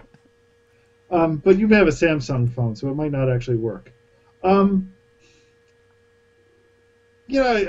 think it's interesting, this aspect. If I remember correctly, we've heard reports of it before, so it's nothing new. We've also heard reports of Starbucks having an alliance with Facebook for a similar feature, similar free Wi-Fi. So I'm curious how all of that is going to play out together. Well, it'll be interesting to see. The Facebook deal, I would think, would be more of a branding thing. Whereas it was branding, the Google but it was thing branding, actually have technology. It was branding for free Wi-Fi, if I remember correctly. Now, I may be misremembering. I don't know what are they paying Google, or is Google paying them? Or do we know what the deal is? It may just be we'll do it for free and we'll have our logo in your store. I don't know. But it's kind of a big deal. I mean, it's thousands of stores they're going to do it on. What do you think? What we were talking earlier, Alan, I want to get your take on the story. I don't know if you read it. It's a long read about the digital divide, and the story was saying that Google's not going to fix that. And they said there are 3 things that prevent the lower income neighborhoods from doing the fiber: the cost, whether it's relevant to them, and their level of computer skills. And Craig says we should just build it out. I wish you were here right now, but he had to go. But my thing is, it's expensive to do, and a company's not going to be motivated to spend a bunch of money to provide a level of service that most people don't care about. And in that one town, it's not a Google Fiber town, but there's another town, I don't forget where it is, but they have gigabit. And it's like, we talked about this. Or they have fiber. It's fast. It may not be gigabit. But it's like, I forget the numbers, but it's like $70 for the fast speed, and the conventional cable modem type speeds are like $20 less or something. So it's not a big gap of money. And only 7% of the people will spend the extra $20. Cadeas, is it just me, or is Dan's audio kicking in and out? Is it just me, or is Cadeas' audio kicking out? No, it's not just you, Dan. Well, we know what my problem is, and and Cadeas or Dan's having some upload issues. I don't know what the deal is. See, I'm being punished by my Comcast. It's your internet provider. I know, I see him moving, but I don't hear anything. Anyway, to answer your question, I actually kind of wish I heard Cadeas' take on the digital divide. He's being surprisingly quiet tonight. And the reason why is because it specifically addresses Kansas City, and he's got more, when he first joined, his comments were saying, this is, that he could see where the penetration was in which neighborhoods were being affected. So I'm kind of curious what his take on it was. My thoughts, though, are kind of tied to the other story that I posted along with it, talking about how the new mayor of New York City, Mayor de Blasio, Who jaywalks, This- just so you know. That was a big scandal today. well, actually, today's scandal apparently was that his security team rolls through stop signs. That and was drives before. aggressive- I'm one scandal ahead of you. First is, this is kind of a bum rap. Not to interrupt your topic, but since there were all it was the New York Post, right? The Murdoch paper, the Fox News newspaper. But Dan, you have to realize though, he does shovel his own snow. And Well, he the shovels bottom his line own is, for security teams typically don't want to stop anywhere. If you have a high-profile guy who's a target, you don't want predictable delays. Right, you but want to this- get moving as much as possible. So I could see that. Sure, but this was on a day that he had done a press conference regarding safer streets. Obviously, it was- an unfortunate.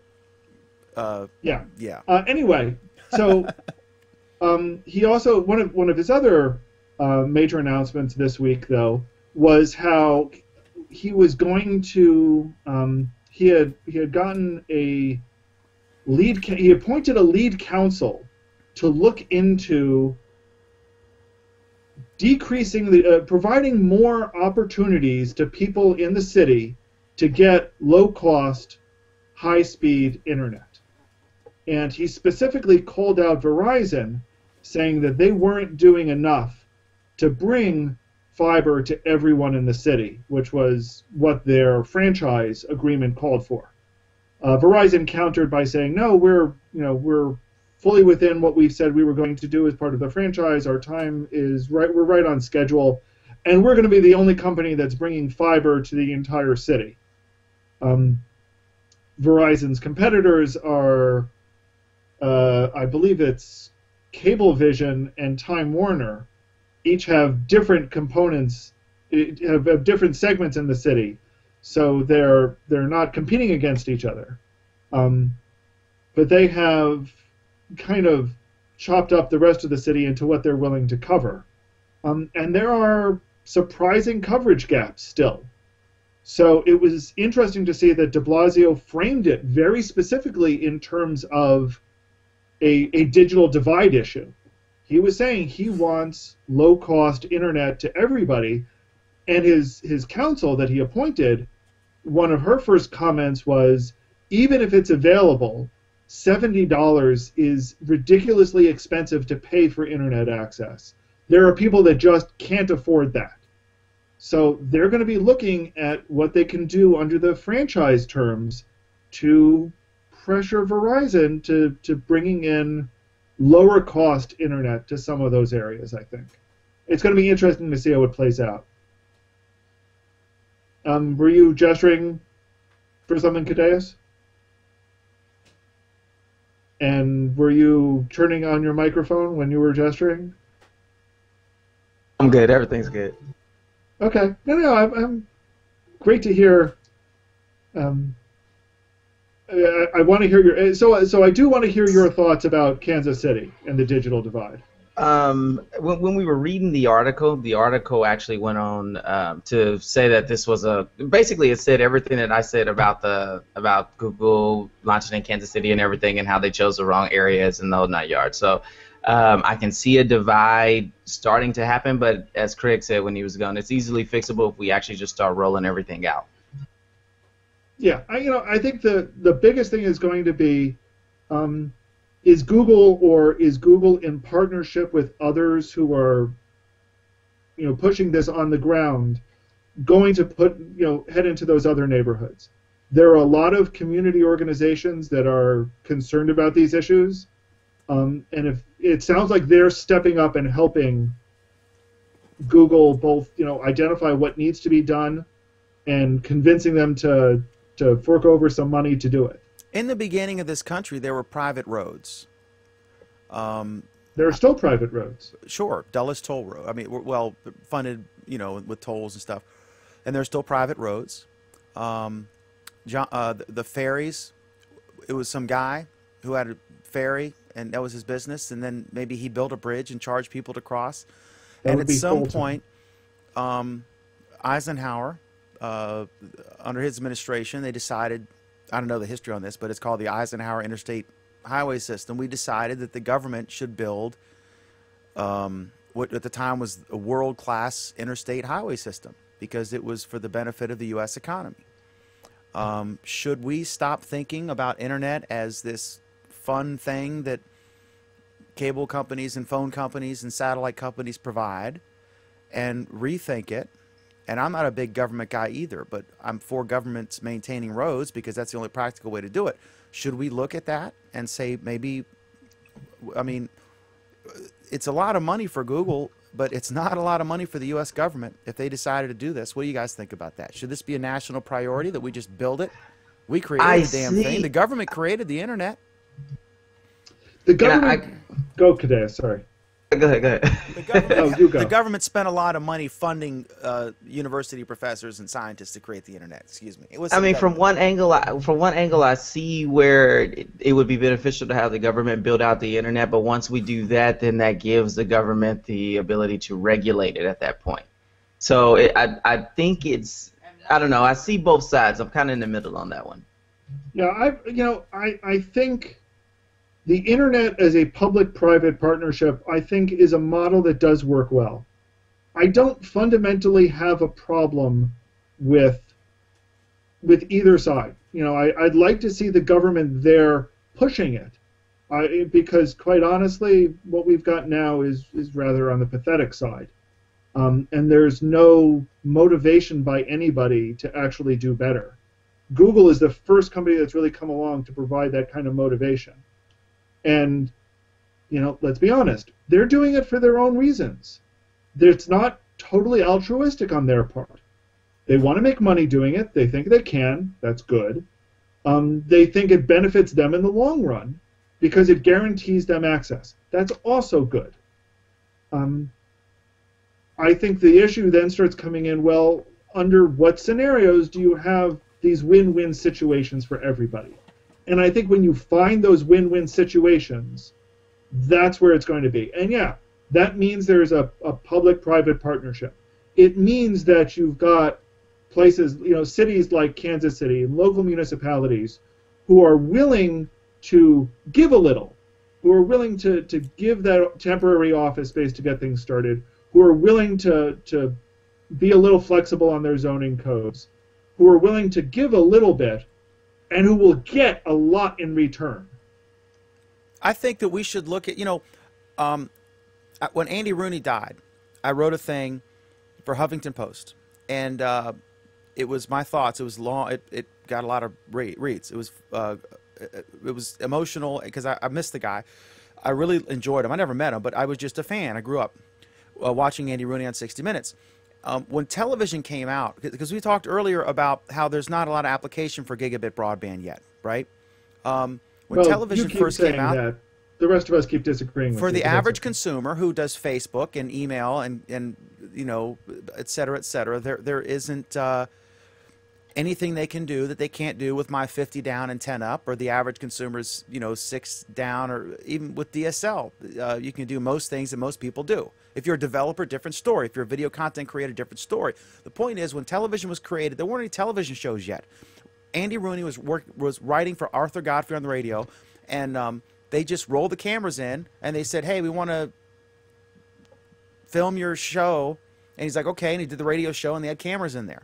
And then now you look at television, and it's dramatic content out there, right?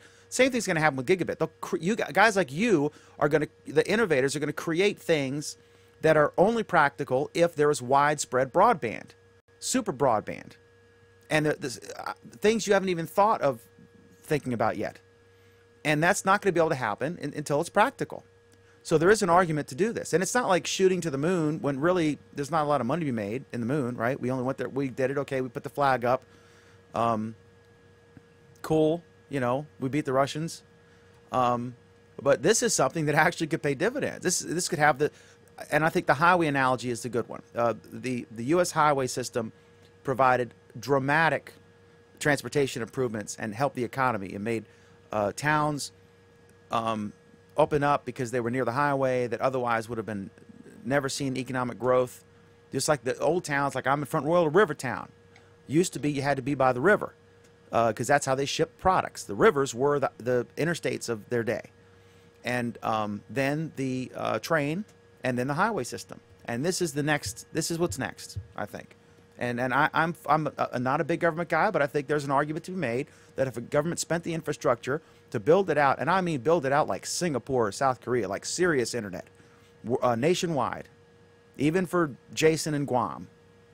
That was a dig against our good friend Jason. But I just think that there's an argument to be made that could launch the next wave of the IT revolution in the United States. We created it here, and we've lost the leadership role in terms of technology. And there's lots of arguments about why. We're a spread out country, a little tiny country like South Korea that's jam packed with people. It's easier, more cost efficient to deliver faster stuff, and we're more spread out. We hear that argument a lot, and I buy that argument more if we actually then had our major cities running at gigabit Ethernet, but we don't. Okay, New York City, we just talked about them. They're trying to figure out how to get everybody in, and they're an incredibly dense city in New York. Also, I probably have faster internet than you do. Do you have reliable 50 and 10? Yeah. Well, are you in a city or are you like in the outskirts? You know what I mean? I know that. I don't discuss that. But I'm literally in a place that has population like 150 people, right? So, and I'm right on the road. I'm right on the highway, or the rural highway. So there's a Comcast thing. So nobody else has the internet I have here, right? Now my cell service sucks. I got to be a contortionist out the kitchen window to make a call. But my internet's fantastic, so I benefit. But in the cities, it's often more congested than the suburban areas. But here's the thing: if we then say, here's the issue though. If we say Singapore has an obvious advantage over us because they have population density, so they can deliver high-speed internet to a large number of people very cheaply, that would be fine if our cities with equal population density, like say New York, San Francisco, and Los Angeles, also had high-speed internet. But they don't. Go ahead, Pam. Say it. Say it. No, they do. I mean, I can get high-speed internet if I pay for it. Yeah, but Singapore can get high-speed internet for a fraction of the cost that we get it for. If we're going to use that example. Singapore's pretty densely populated. Right, but so is Manhattan. And so well, Manhattan, I guess they could run the cables through the subway system, right? In theory. But so is Manhattan. So is San Francisco. We have densely populated cities, and we don't have comparable internet in those cities. That's where the argument falls apart. I mean, yes, I will readily grant it is easier to get, percentage-wise, more of Singapore wired because they tend to, Singapore tends to be a fairly densely populated area. It has larger, more dense population than us, where we have whole states where it would just be you have no major concentration of people to the same degree. Okay, let's. I will admit that. But if somebody else will admit that where we do have the dense population, we should have high-speed internet. Cadeus, one of your haunting grounds frequently is Tokyo. So tell us, what is it like there? Now, in general, a business anywhere in the world, I've lived in 30 different countries, I know, a business will provide the level of service, the minimum level of service it has to quell the masses. It will do so at the least possible cost and charge the most possible money it can get. That's business 101, okay? They're not going to provide white linens if they don't have to, and they're going to charge what they can. Are we just not as demanding? Are the Asian countries, the consumers, they've always sort of been more gadget aware. They love their gadgets over there. They often have the fancy or cooler technology before we do. Is this a case of they are they couldn't get by with this level of service, or is it because of government subsidies, or is it because of congestion? What's the reason, do you think? And how do you compare the internet, the level of service and the cost in Japan versus what you would get in California? It's not. As far as government subsidies and all that, I have no idea on that aspect of it. I do know that there is fiber just about everywhere when it relates to the big city, and I mean it's pretty good speed. It's a pretty decent price. Most everybody has it. It's almost a utility just about. So I mean, but as far as like government subsidies and all that, I don't know. I don't know why or how it got rolled out. I just know it's just about everywhere. I know it's a shorter distances, and I know that they don't hide the cables like we do in the States. So literally, when you walk down a Japanese street, there is cables galore strung all up everywhere. So versus in the States, we try to put it underground and try to make it look neat and keep our neighborhoods looking neat. So I know putting it underground is significantly more expensive than just putting it up, strung up on the cables. And I'll try to find some pictures of just how bad it is and how they're strung up. So I just looked at my file. Sorry, I didn't mean to like segue into. It's kind of the same topic. The FiOS Quantum is 50 up, 25 down. So, is that high speed? Megabits. That's pretty good for California. Definitely pretty good. But I think you have FiOS, so you can get the big 300 packets, right? 300 down and 150 up. You have the ability to get that, I believe. Pan, you said 25 down and 50 up. Were those reversed? Yep. Whatever, 50 over 25, whatever that means. Okay, so it's 50 down, 25 up. What's the price on that? 75. That's a good price. I have business, which is more expensive, the Comcast business level.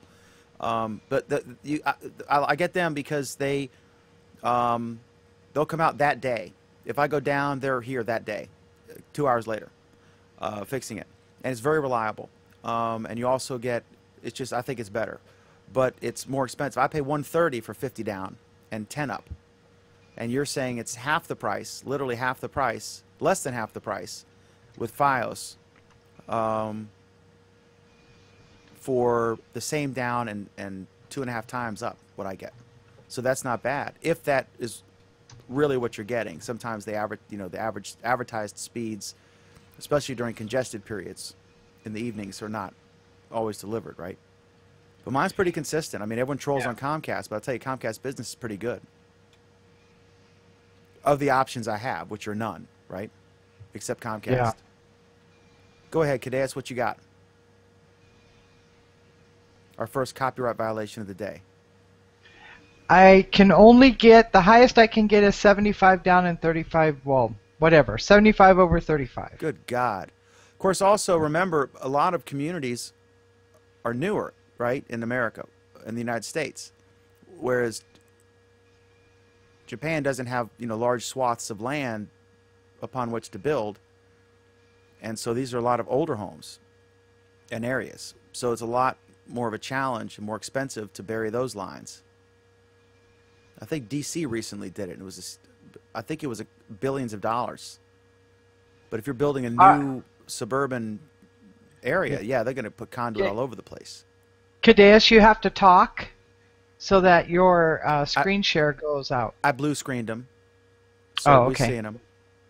I'll just blue screen them the rest of the day. Oh, you blue screened me. My bad. I was trying to find something that wasn't copyright infringement. So that's no. I was just just trolling you. Okay. Oh, okay. Well, yeah. I'm gonna keep the camera on Kadeus because sometimes he picks his nose and stuff. It's kind of funny. Oh yeah, that's whatever. but no, the Japanese poles, they are really crazy on how they have just the lines just strung up everywhere. Here, I'll get one back up. But do you know what a typical Japanese residents would pay for internet and what the speeds would be? I don't remember. It's really low because it's not anything that was shocking, but I really don't remember what it was. I know it's somewhere in between $30 and $60, but I mean it's significantly fast. So So here's an example of just how it's just all strung up. It's pretty crazy how the poles are out there. So, but yeah, they have them. They go every which way, and so I mean they don't have to run them underground. They just throw them up there, slap them up there, and run them. But once it gets to your house, it's pretty neat. So, but yeah. So Pam, what do you think? Wow. I think that looks pretty freaking nasty. But I guess if it was everywhere, then it would be okay. But I can see tornado damage. I can see earthquake damage. Not that our underground. Well, but here's the stuff thing: is safe from all of those, yeah, you have all of those, but they're easily repairable and quickly repairable. They're above ground. And we've had, I mean, historically, that's what telephone poles in the U.S. look like too. Mm-hmm. We migrated away from it. We've got a whole bunch of comments. Some of them are really, really good. From Scott Mills, Singapore can connect to other sites in Singapore at high speeds. The connections in and out of Singapore don't support that. There's lower speed and higher latency. That's true, and that's an excellent point.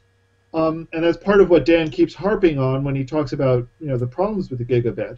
But I think what that starts pushing is that you're going to have local people setting up local servers, providing local content, and the local content will now be blazingly fast, but you can still get elsewhere in the world.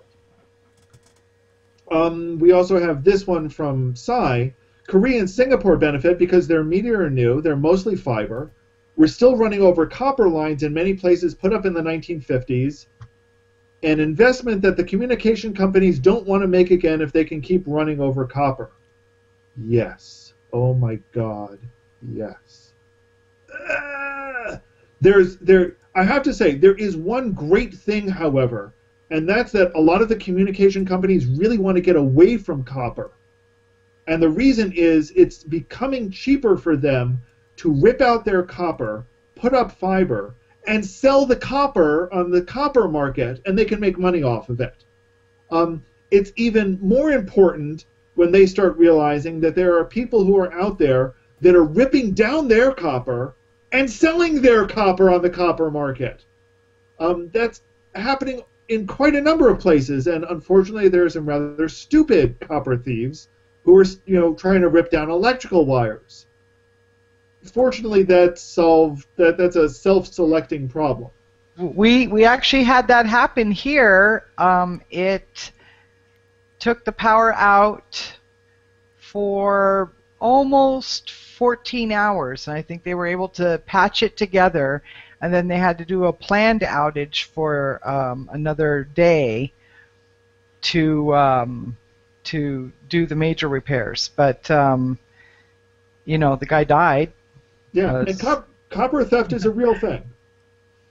And until they start realizing that A, they may be ripping down high power lines, or B, that what they think is copper is actually fiber, we're going to see this happening quite a bit still. Pam's laughing. It happened. The internet. The guy died. Why are you laughing? They have a freaking show on TV called The Dumbest Criminals, and it's on its 12th season. So it's not like I'm not surprised.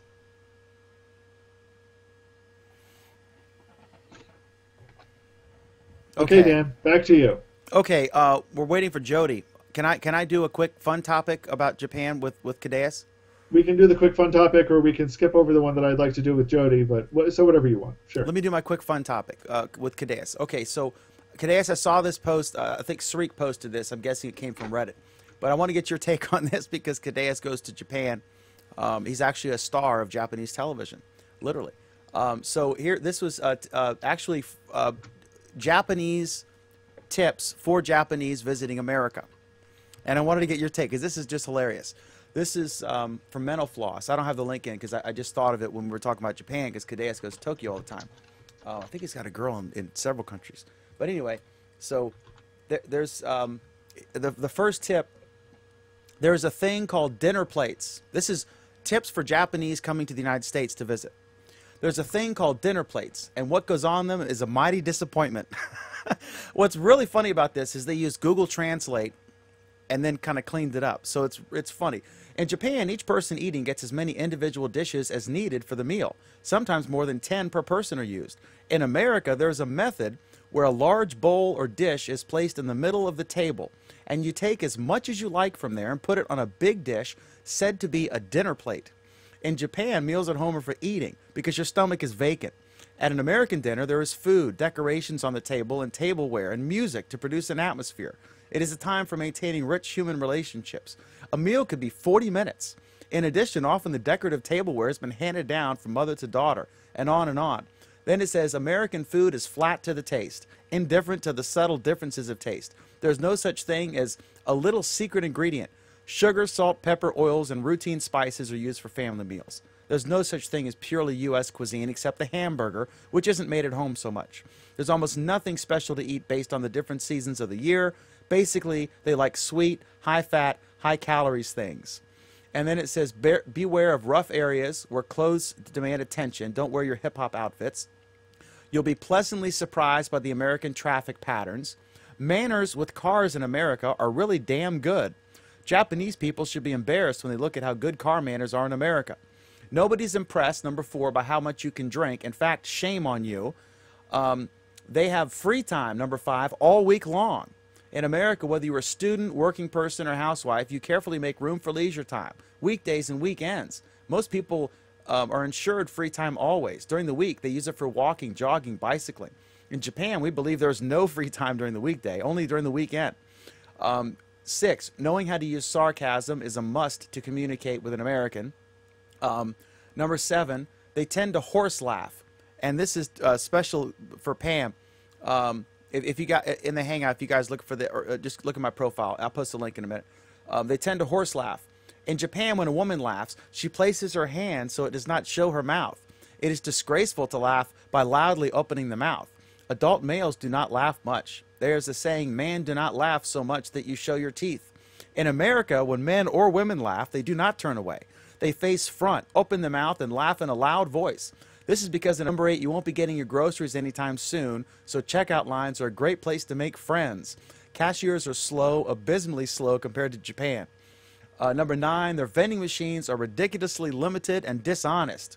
Vending machines just give carbonated beverages, Coke particularly. If you try to buy the juice from a vending machine when you're thirsty, it's just all carbonate. I pressed the button and thought it would be a nice orange juice, but carbonate came out. I love carbonated, but there are times when it will make you sick indeed. And number 10, but darn it all, they're so weirdly optimistic you just can't stay irritated at them. In Japan, there's a giant fear of failure and mistakes in front of other people. It is better to do nothing and avoid being criticized than to taste the humiliation of failure. As a result, there are things we wanted to do but did not and often regret.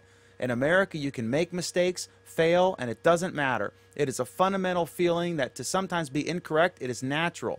In addition, rather than thinking about mistakes and failures, Americans have curiosity and say, let's try anyway. I like that. I think that's hysterical and cool. And Kadeus, I was born in Okinawa, Japan, but I don't remember it because I was even littler than I am now.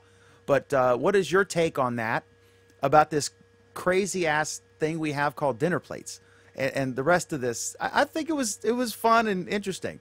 It's always interesting to hear jokes about your culture from others. You know what I mean? What do you think about this? I mean, a lot of it's true. Sarcasm is a big thing. I have a Japanese student that I kind of mentor a little bit, and yeah, sarcasm is something that we struggle with.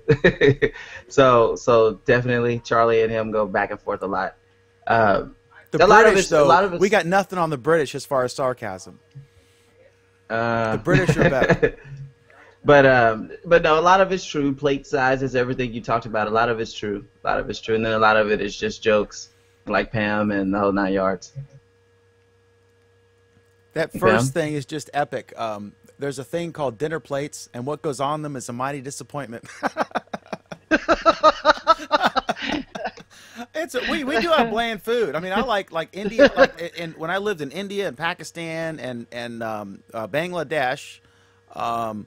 The food was unbelievable. In England and in the U.S., it's remarkably bland compared to the amazing flavors. And often it is because the lower the income of the country, historically, the more they had to learn to use flavors to take lower quality ingredients and make them taste good. That's why, frankly, in America, soul food tastes incredibly good because they had lower cuts of meat back in the 17 and 1800s, right? The black Americans. And so they had to make it taste good. So they learned how to make incredible flavors. And you go to countries like England, and my God, it would kill them to put anything besides the blandest black pepper on something. You know what I'm saying? I don't know. I just thought this was kind of a fun topic. I'm sure Alan's completely disgusted. No, the one thing I'm not sure of though is if it's Cadeas is having a fit. Cadeas is just like, what does this have to do with technology? Google Plus. I'm trying to do Cadeas' accent. Y'all, I signed on for a tech show. Why y'all picking on me from Japan? I gotta be Duke Carrigo. I mean, come on now. He's actually filling in for our redneck He's friend like, Duke. WTF Japan. That's my tagline. Go ahead, Alan. I apologize. Go ahead, Alan.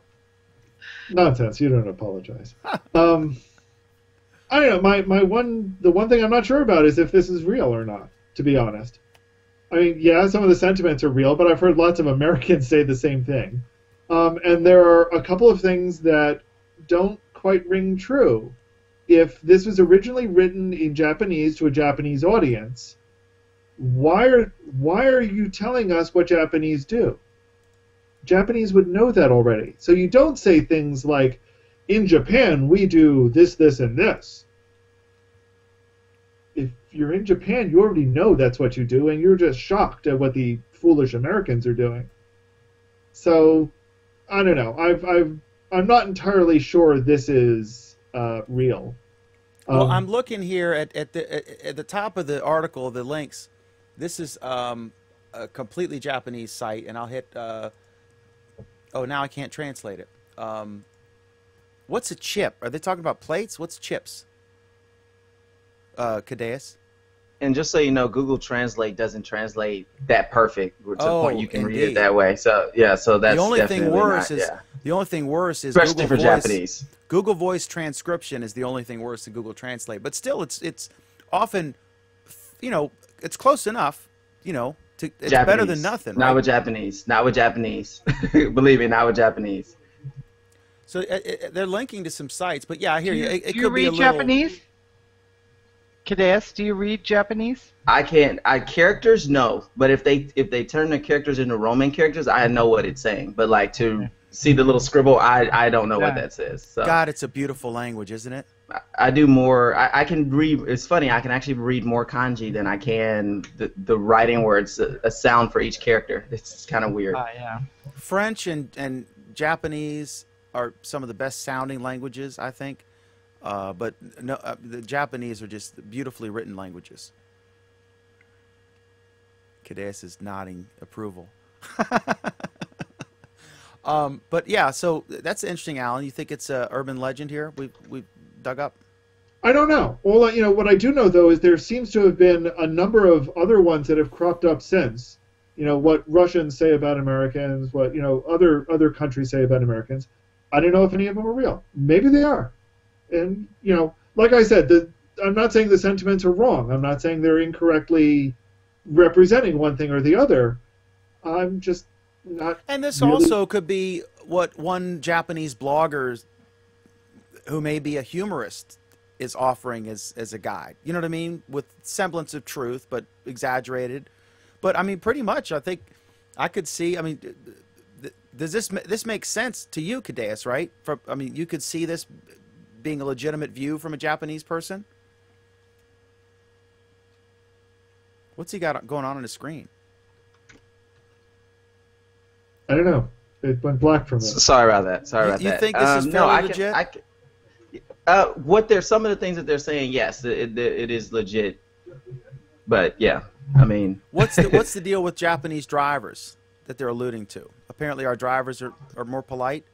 They haven't seen the road rage stories, I guess. Japanese people generally don't drive, so I don't know on that one. Generally, everybody's catching the train. I mean, obviously there are drivers, but I mean, generally everybody's catching the train or Shinkansen or subway or bus or taxi. It's not common for a Jap. It's like $3,000 to even get a driver's license, $2,000 to $3,000. So most people don't do that when it's not necessary. Wow. So. Okay. All right. Any other thoughts on my completely irrelevant topic before we move? That was especially for Kadeus. It's nice to have a representative of Japan television here on our program. We have to pay him extra for his appearances. Okay, so next up, Google acquires. I don't know anything about this at all. I hope this is a topic from Alan or someone who's here. Spider.io. I didn't add it. I don't know who did, but I did see a skip it. brief mention about it. We can skip that and go to. Okay, I can talk about the Magna thing. Okay. Talk about it. Okay, so what this is interesting. They have upfronts in television. This is just a quick topic for of interest to people who produce YouTube content.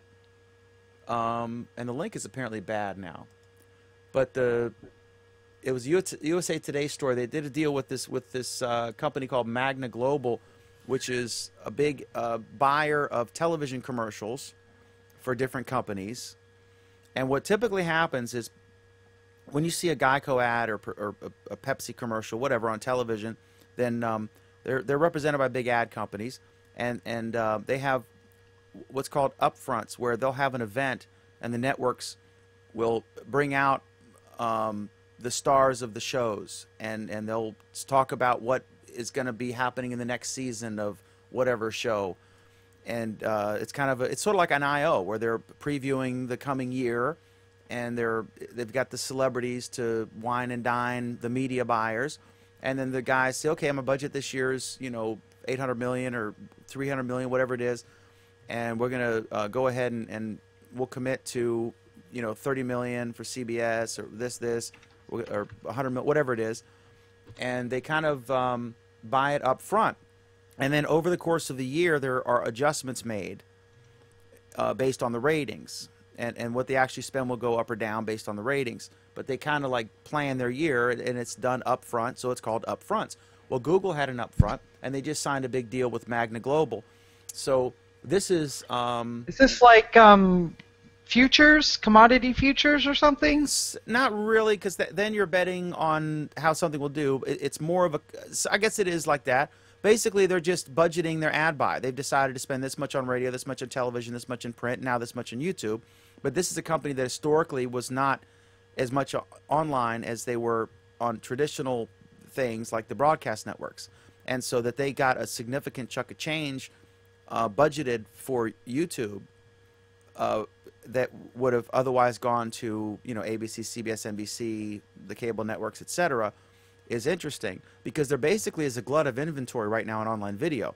So what the TV networks can command for a view is dramatically higher than what YouTube commands for a view. And here we go with the "Are you still there?" thing. Hang on. The problem is that they're getting fewer and fewer viewers. That's the problem. Which is why this media company is interested. And so I think that's good. It's not necessarily good for people who buy ads, because a glut of inventory is a good thing, because it makes if you are an AdWords user and you're buying ads, this is bad, because there's more people buying the ads, which will drive the cost per clicks up. If you are an AdSense user, this is a good thing, because the cost of ads will go up, and you're paid on a percentage of those. So if you are a marketer, this is bad news. If you are a content producer of any kind, or not just video, but Google AdSense, then this is a good thing, because you might be making more money. That was kind of more of an announcement than a debatable topic, but anybody, if anyone wants to say anything. If there's a glut of content, how can content producers make more money? there's a glut of inventory in relation to, well, there's obviously more content than anyone could possibly watch, and more every day. But even with the legacy media, there's 300 channels, 1,000 channels. You can't watch them all. But there's a glut of inventory. In other words, ad spots versus the people who are willing to pay for ads. So the more people who are willing to pay for ads, then the price goes up because it's an auction system. So if more people are competing to get an ad on your YouTube video, the cost will rise, and you will get more money. But if you're trying to buy the ads, the opposite's the case. You're going to have to spend more money. So, but there is the cost to reach a YouTube viewer is dramatically less than the cost to reach a conventional broadcast viewer by definition, because there's only so many. NBC only has so many commercial breaks an hour, right? But on YouTube, there's, it's per viewer on demand. You're paying per viewer, so there's no limit. It's only limited by. Hey Dan, you're having a No, mic it's not. issue. It's not Dan. It's Craig's fan in his Oh, art. okay. Okay. Craig is deliberately sabotaging the program. No, I'm just kidding. At the time, I'm muting. Okay. All right, so that was a real bonanza topic there. So next up, Google. Oh wait, Google. No, that's it. I read up on it now. Oh, okay. Go ahead. Now you can educate me and our panel and our viewers. Now that So you've this is educated interesting. yourself. I mean, we know Google's been on a buying spree. So apparently they purchased this company with about 7 engineers that specializes in detecting fraudulent or fraudulent clicks on advertising, or even more likely on malware that does distributed advertising clicks, which is a nifty trick. And it means they're trying to be one step ahead of the people who are, trying to profit from clicking illegal, in violation of their contract. It's clever. If it works as well as they say it does, that's great, because that's an important thing for Google to have. And I can see why Google purchased them. It's not a big, splashy, high-profile thing like WhatsApp, but it deals directly in Google's bread and butter. So it's a major purchase for them, and I can see why they did it. You looked like you had a question there, Craig. Guess not. Okay. So nothing too huge to talk about, but it's a major purchase for Google, considering this is where they get their money from. Anything else from anybody? Somehow I didn't think so. So the next topic, actually, speaking of Google purchasing companies and what they do to them, the next story is kind of interesting. You may remember probably about a year ago now, we covered very prominently that they bought a Ontario, I think it was Ontario, based company called BufferBox. And what these guys were doing is they were putting these lockers around in shopping malls and other locations, and made it so that you could buy something and it would be shipped to this BufferBox, and you can then pick up your part. You get a notification when it was delivered and which box it ended up in, and you could go to that box and, using your smartphone, open it up and get your item out of it. BufferBox has now announced that they are suspending service, and that deliveries will be there won't be any deliveries after the middle of March or so, and you'll need to pick up all of your items by the middle of April, because that's when the boxes will be disappearing. So it's, I don't know. It's I think it's disappointing. I think this is clearly a technology that had some great potential out there, and Google seems to be abandoning it in favor of doing live deliveries. Which Live is not a bad deliveries thing. are hard, though.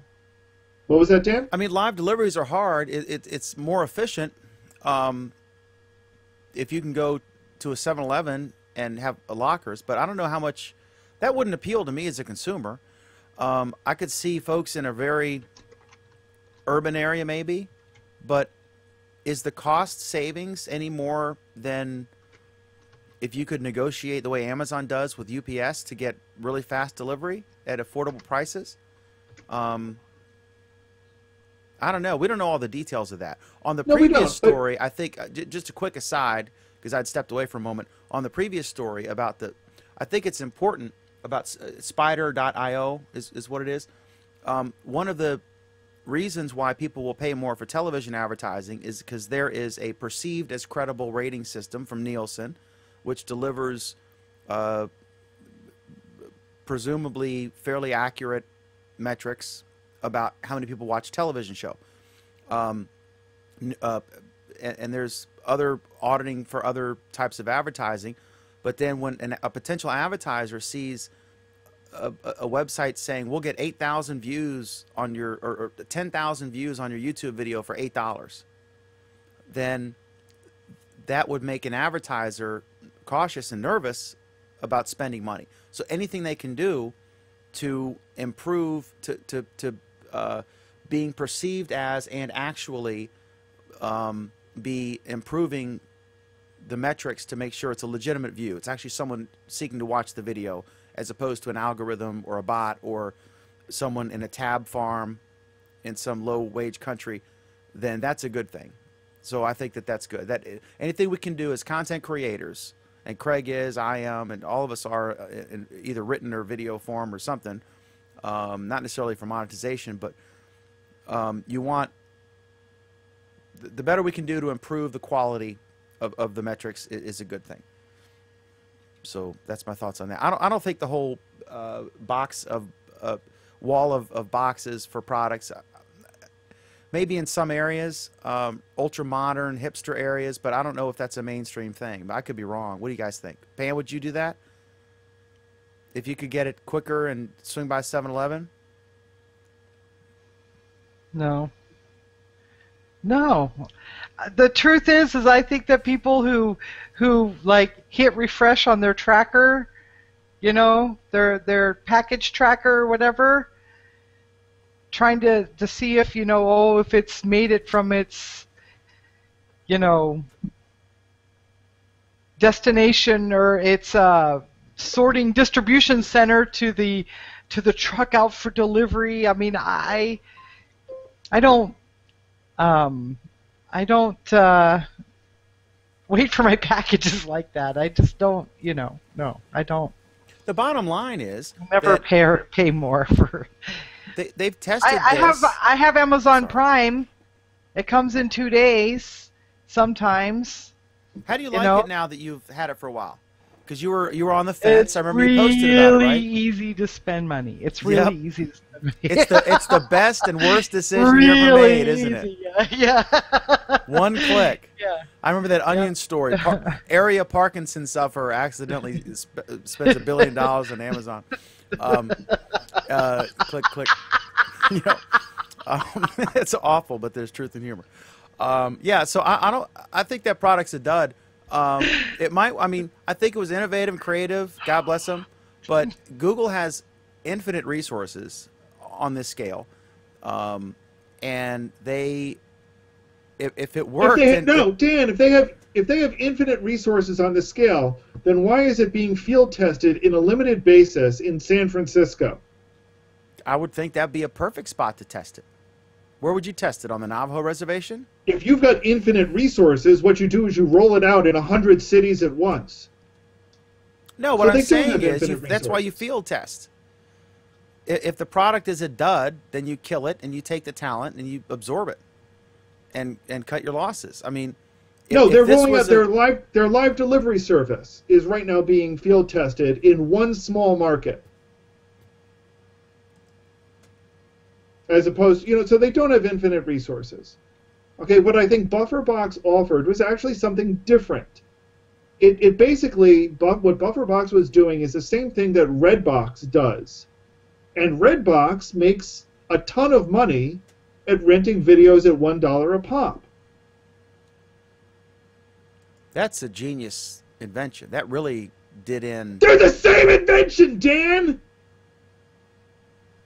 How can you say that Redbox is brilliant and BufferBox sucks? They're the same damn thing, except Redbox does it for movies, and BufferBox does it for everything else.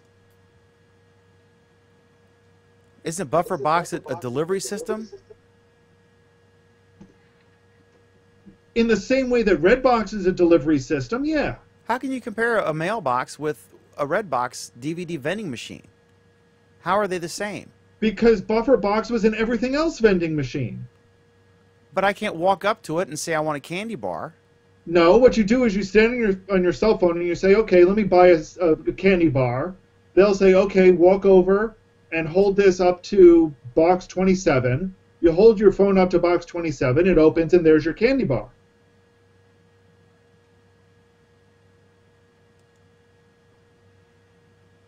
Need to install the tube system. At the same time that we install the Google Fiber, we need to install the tube system, and then we don't need any of this. Oh, you mean the Hyperloop? No, he means an old-fashioned pneumatic tube system. Yeah, a tube system. Yeah. And you know what though? When they do that when somebody then, builds the Hyperloop, balloons, they could do it for then products. the balloons, we can have the balloons on top of that, and then the driverless cars. I don't know if right? technology in America is advancing or you don't need the regressive. freaking cars. You don't need the cars. The stuff Do just we have comes. regressive technology or Dirigible, drop it over your house. Oh, great! Google's invented the Hindenburg. Drones. They use the drones for that, Pam. The drones deliver stuff that can't be delivered in the. If it's too big for the tube, right, then the drone delivers it. If it's too big for the drone, then the dirigible, right? The dirigible delivers it. Absolutely. And it will be producing Google Maps the whole time from the air. Yeah, no more naked sunbathing for me. I still Never don't have understand. to. Pam will never have to leave her place ever. We are not gonna. Now we are gonna have a problem with the level of physical fitness in America with all these advancements. You guys have seen WALL-E, right? Problem. Yeah, have you WALL-E, guys the seen cute WALL-E? little Yeah. robot. Yeah, but when he's on the spaceship and all those people are, fat with the big drinks and, watching the screen in front of them, they can't walk because they haven't been walking in years because everything comes to them, remember? Yeah. What they can it's do, going to be like that. What they can do, and I'll share my screen, is they just get into hula hooping, okay? And they do the hula hooping, and then they'll all be in shape. So they just watch Hooping Live every Monday night at 9 p.m., and they can learn how to do that, and then they'll all be in great shape. There you go. There's that. Can you show your picture? You did a photo of some nice photography bags. Oh yeah, I can share those. Hold on a second. And they're excellent bags. And he actually spent a long time by hand refurbishing the bags. They're high quality camera bags. They're leather. Actually, one of them needed a little bit of restoration work. That's right. And he did an excellent job. Actually, it was sent to me by the company. Billingham actually saw one of my reviews that the bag on the right, on her left, was in that review, and that's actually an older bag than the one on the left on her right. And if you look very closely, they, there actually are two bags and a camera in the picture. That's right. And so the camera bag, the one on the right, as you're looking at it, is actually 29 years old. The one on the left is about 15 to 20 years old. I don't have an exact date on that one because Billingham actually sent me that bag. I commented on how I like the vintage bags. They sent it 30 years ago? And no, the one I bought new on the right in like 1985. And then the one on the left, they sent me recently because I commented in one of my videos that I liked their bags, especially the older bags, and they had that one, I guess was traded in or whatever. They had it, and they sent it to me gratis because they're nice folks. Awesome. So I was pleased to have it. Cool. So I have two vintage Billingham camera bags. Okay, and then Michael Edwards on the purchase topic says it sounds like going to going shopping in a store from a mail order purchase. Oleg, welcome in Kirkland, Washington, home of the birthplace of Google Hangouts and your adorable kids. So tell us, we're going to move in a second, but tell us on the buffer box thing. What do you think about the whole concept of these located at a 7-Eleven or some central location where you have a bunch of, in essence, lockers, and for like a rapid delivery service, sort of a even faster than Amazon Prime? There used to be an outfit, I can't recall the name now, that used to do this through Starbucks at one point. And they, make long story short, they went flop basically within like 6 months of trying it. So you would think if you have a breadth, if you have an outfit like Starbucks with all their locations, you'd think that this would be a no-brainer in terms of working, where you could go, you can actually do deliveries, the idea was you could drop off your videotapes, and then they were doing some other deliveries and stuff. And that did not fly at all, even though Starbucks was with them and everything else. So if Starbucks, with their locations on every corner, in case of Seattle, it's 2 on every corner, could make it fly, I don't see how that's going to fly. Yeah, I think they made, based on their field trial, they decided it wasn't something that was scalable on the level that they'd be interested in pursuing, so they absorbed the team. So there we have it. Okay, so next up, Google. I saw a tweet, and I checked at the time. I don't know if there's news stories about it now or not, but Google apparently has quietly relaunched their newspaper archives, which they had, and then it went offline, or they closed or whatever, and now it's back. And it's all you do is you go to news.google.com/newspapers, and there's a list, and they're neatly categorized alphabetically. And I looked for some. Now, there are some mistakes. Like, I went to the Baltimore Afro-American, which it says is from 1794. And I thought, well, that would be interesting. And so I clicked there, and if you look at it, there's an ad from Montgomery Ward. So I was like, well, I didn't realize that Montgomery Ward sold push lawnmowers in 1794. So then you look on the front page, and on the front cover it says right there, May 11th, 1794, founded in 1892. So I'm thinking, like, well, how could you be founded in 1892 and this is the issue from 1794? And then you get to the next page. It was just a typo on the front page. It's actually from 1974. So there are some errors. But if you look through here, what I find most interesting is the advertisements, the prices of things and the products that were available. But there's all sorts of different newspapers. You can just pick them at random. It's free. You can check them out. And all sorts of things. So just if you're into that kind of thing on a rainy, boring weekend day, and you want to just see what was happening in the Evening Argus from 1893 to 1935, or the Examiner from 1801 to 1804. If you were a Civil War buff, or World War I or World War II amateur historian, and you were just curious what it was like to actually the stories in real time, then this is right up your alley. Could be a terrific time waster. Like, we need another one of those on the internet. But I think it's cool that they've scanned all this stuff in, and or acquired the data from museums or other archive sources, etc. But at the very top, you can sort by letter of the alphabet. I looked actually to see if our paper was in here. It's not. So we'll have to get on them about that. But good job to Richard Gingras and company, head of Google News, for this. And this is cool. This is anything you can do to increase information about history and do it for free and make it available to everyone without any barrier to entry other than an internet connection is a good thing, I think. Yep. So there. Earlier story, the internet connection is a huge barrier to entry. And of course, as I was trashing cable companies, my cable modem went out. I was cut off. So I think they're monitoring us now. They're on to us. Yep. Okay, so Alan, am I allowed to ask Oleg a quick, and then we'll get right back Well, to the tech show stuff? has changed dramatically from the old days. You used to Dan, run it. Now you have to ask I do. Alan No, for he permission? deletes my topics frequently. He's just deleted like 20 of my topics. Dan, of course you can ask Oleg a quick topic. If you have ever asked anybody a quick anything, I would be shocked, however. You got to admit, the Japanese thing was funny. Japanese thing? What is Japanese Oh, thing? it was this guy.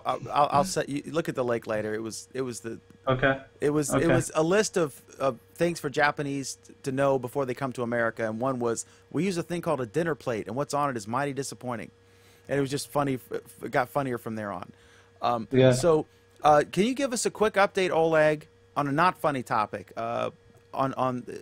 Real quick on the Ukraine. I understand that the It's burning. it's burning, and I've No, it's just seen people- some people horrific seem to be- videos. It seems to be escalating instead of going They back. said It that they seems to be- signed a truce and that they've agreed to they've released this former prime Yeah, minister. it's like Is it all a scam and they're going to kill each signing- other? It's like the Arabs signing the agreements with the Israelis. Yeah, anybody can sign something. Doesn't mean they're going to do anything. The bottom line is these guys want to be completely and totally separated from Russia, and you have the other side of it, which wants to be desperately with Russia, and so there's no reconciliation there. I mean, you're either with it or you're outside of it. My personal feeling, all the stuff you're seeing was done by Putin, but that's my personal feeling. Now I it's don't the have any- East that is more Soviet friendly, right? And the West is more Nah, European. yeah, it's basically the Western Ukraine is more, yeah, it's more segregationist, if you will. Is it a religious thing or an income thing or a geographic thing? What, It's, what would it's, propel someone to be more European minded versus It's one of these deals where they're incredibly nationalistic, and so if you're trying to put together, if in other words, to them going back and doing anything with Russia is being under Russia's rule, so to speak, like they were for so many years, and that's what they don't want. You know, one of the first things that happened when the whole Ukraine deal split up was everybody speaks Ukrainian. There's no two ways about it. They don't want to hear any Russian. Okay? Even though when I lived there, vast majority of people most of the time spoke Russian.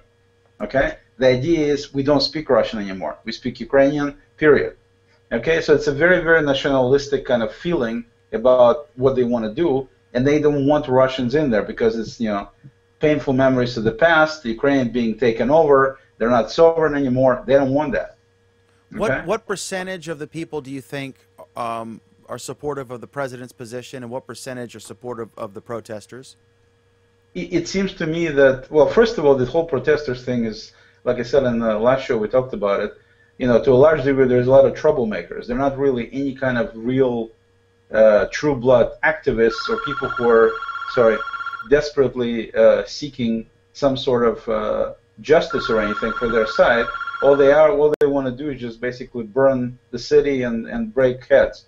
And so you can't really look at these people who do the atrocities that you see on the street as real activists or anything like that. It's really tough to figure out exactly what these people are doing over there in terms of, because you know, I mean, if you think about it, they're all.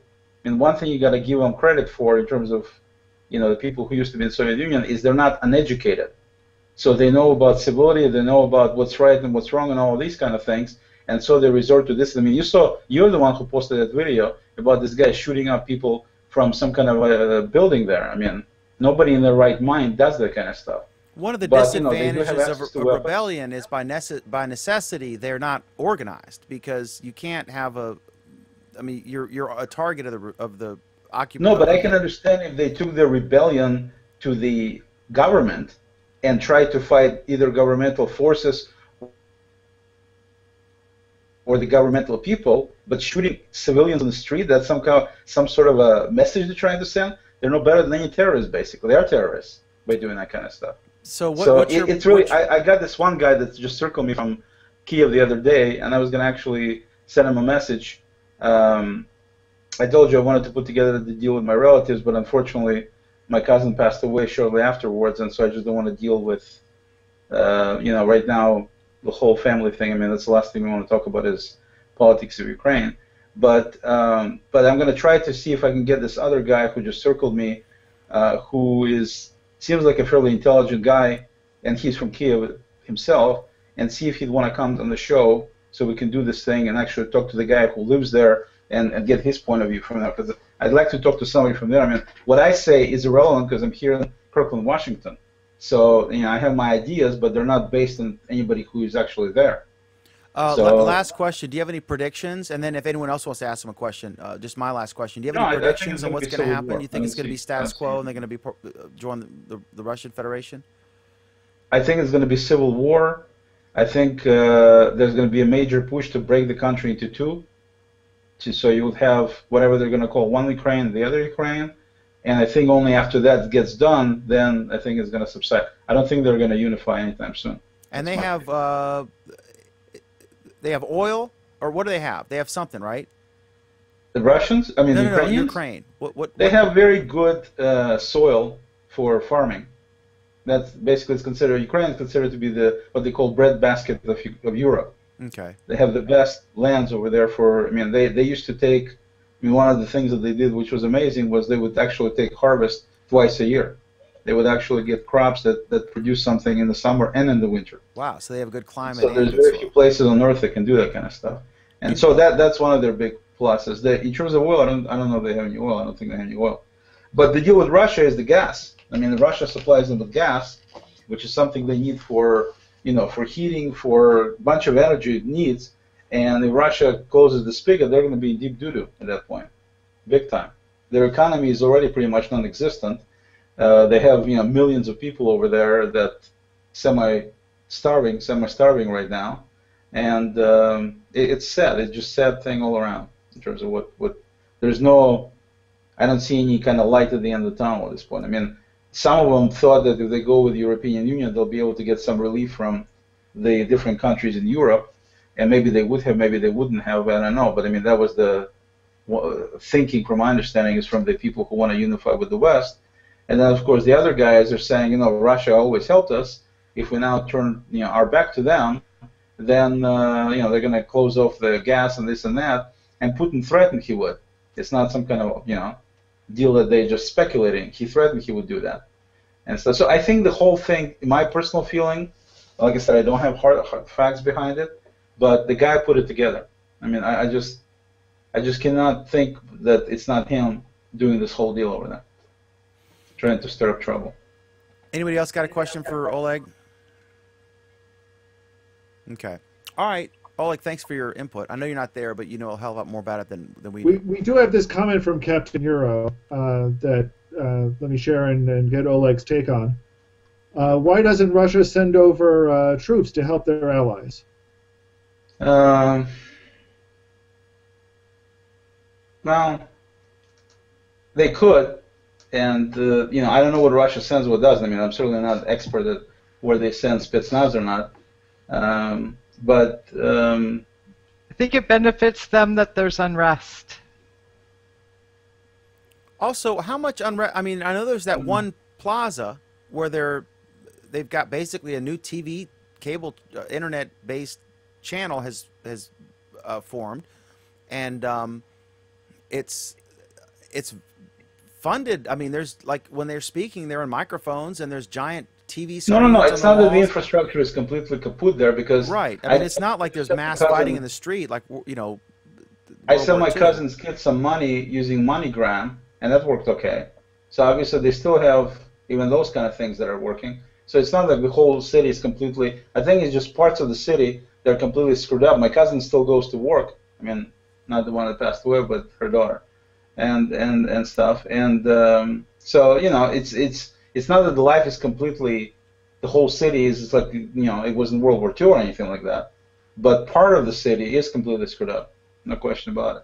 And plus you have now people running around with machine guns, and then obviously you're gonna get people killed. Machine guns are not difficult to create all kinds of problems with. So yeah, they could. Putin could send special troops and this and that. But, like I said, they're walking a thin line because a lot of people don't want to see a single Russian over there. They just don't want to see him. It's their country. That's the way they feel.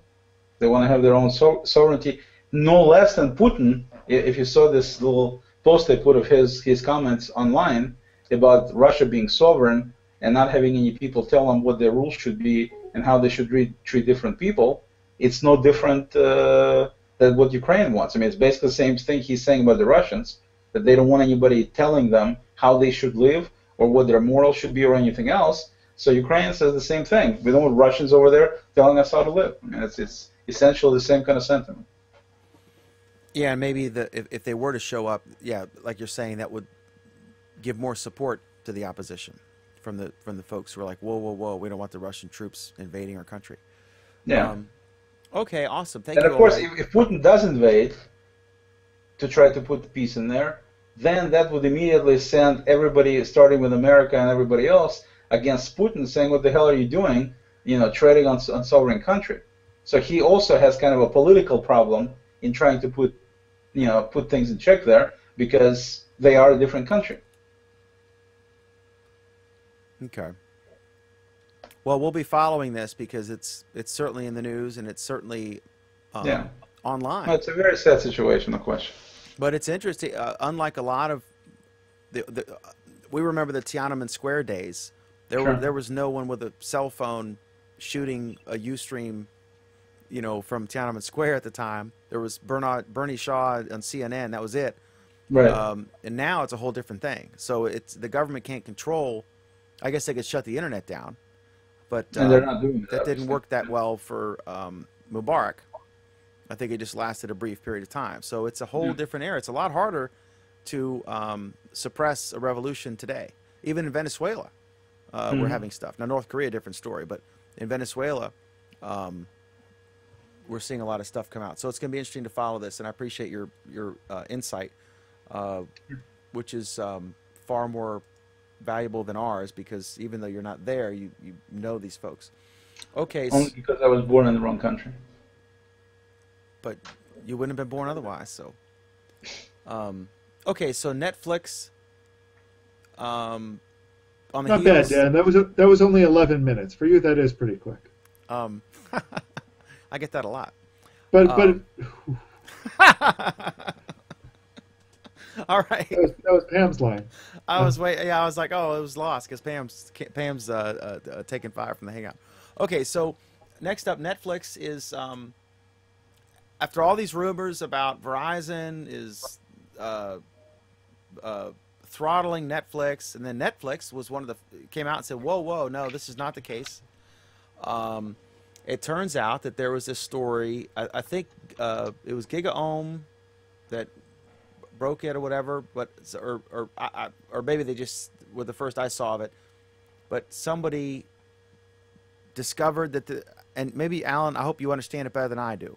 Maybe you can explain this. But apparently, there's evidence that there is in fact a peering agreement, and the background on this is Comcast had offered to kind of have a peering agreement where they would co-locate some of their servers on the wall of the ISP, so that some Netflix on-demand content, especially the most popular stuff, would be able to be sent directly over the ISP's network as opposed to the open internet all the way from Netflix's origin services.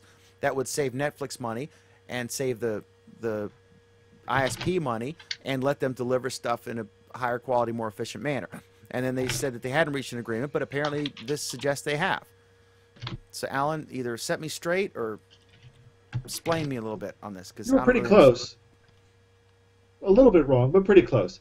That's high praise from Alan for our regular viewers. That's high praise from Alan.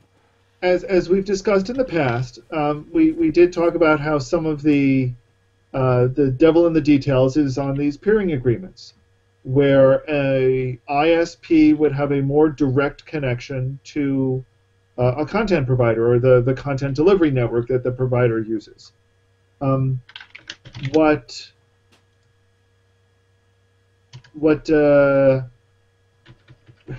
Oleg, can you mute yourself, please? You keep fading in and out of muting. I'm on mute? I'm sorry, what did you say, Alan? Please mute yourself. Okay, sorry. We were picking up on your clicking. Did they turn this thing off where it auto mutes you when you type? Does it work? Yeah, but it picks up on a little bit of it. Thank you, and sorry about that.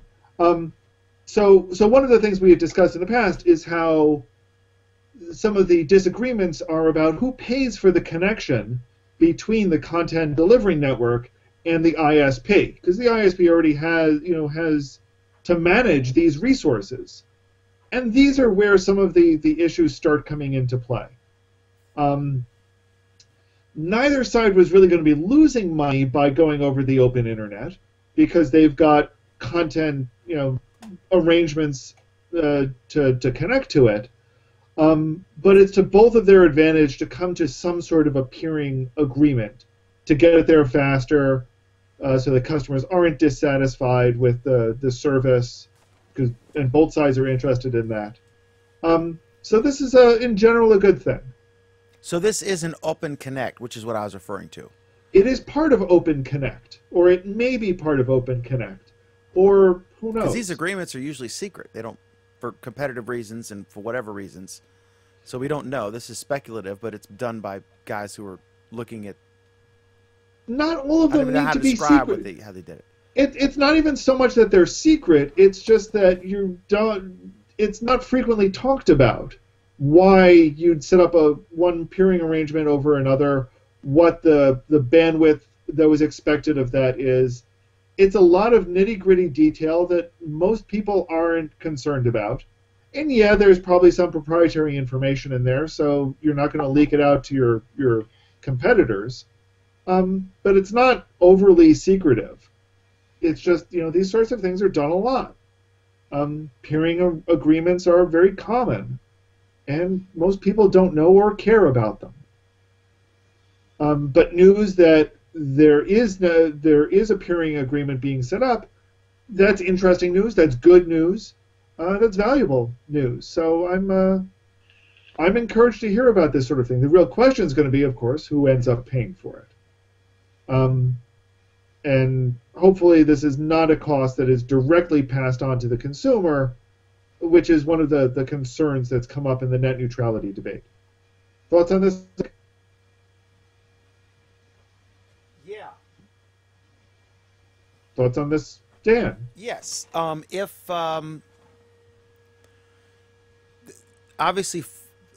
4K is the first thing that comes to mind when you're thinking about more efficient delivery of Netflix. But if I had... Dan, I think 4K is the first thing that comes to your mind on just about any topic. Basically. And I'm sure it would dramatically improve Pam's stream. But if... I guess this is unrelated, but semi-related. So some things are better not in HD. Indeed. So if I had a 4K television set and I was watching House of Cards, the new season, I heard they were streaming that in 4K, would that be in 4K on my television set, or would I need something additional? You mean like a 4K television set? I mean, if I had a 4K television set, do I need a special box from Comcast or? Well, considering that the point of this is to... Go ahead, Oleg. No, I'm just saying that if they're streaming in 4K and you have a device that can show 4K, you should be able to see it in 4K. Right. We're not talking about a box from Comcast because we're talking about using Comcast as a data provider, not a video provider. Okay. Dan has this deer in the headlights, totally lost look. No, I got you. It's one of these deals. It's actually interesting because one of my clients is a resort company in Idaho, and they, we had this wireless network. They have a bunch of 20 different homes, like cabins, and it was a nightmare to put a wireless network in there because they're located in the boonies basically.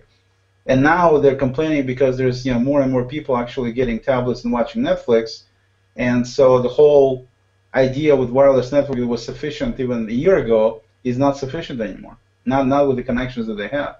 And so I think that's one of the important things that for a lot of people it becomes an issue because they used to provide Wi-Fi for their customers or their like apartment houses or whatever. That's no longer the case. You cannot get by with the demands of today, with all the House of Cards and everything else that's coming out, especially with high resolution, with the old infrastructure of wireless internet access. And it'll be interesting how they resolve it. This is true about anything, though. So, you know, anybody who's providing a service has to keep up with the changing demands that their customers are asking for. You know, so once upon a time, hotels could get away with tiny beds, you know, twin beds.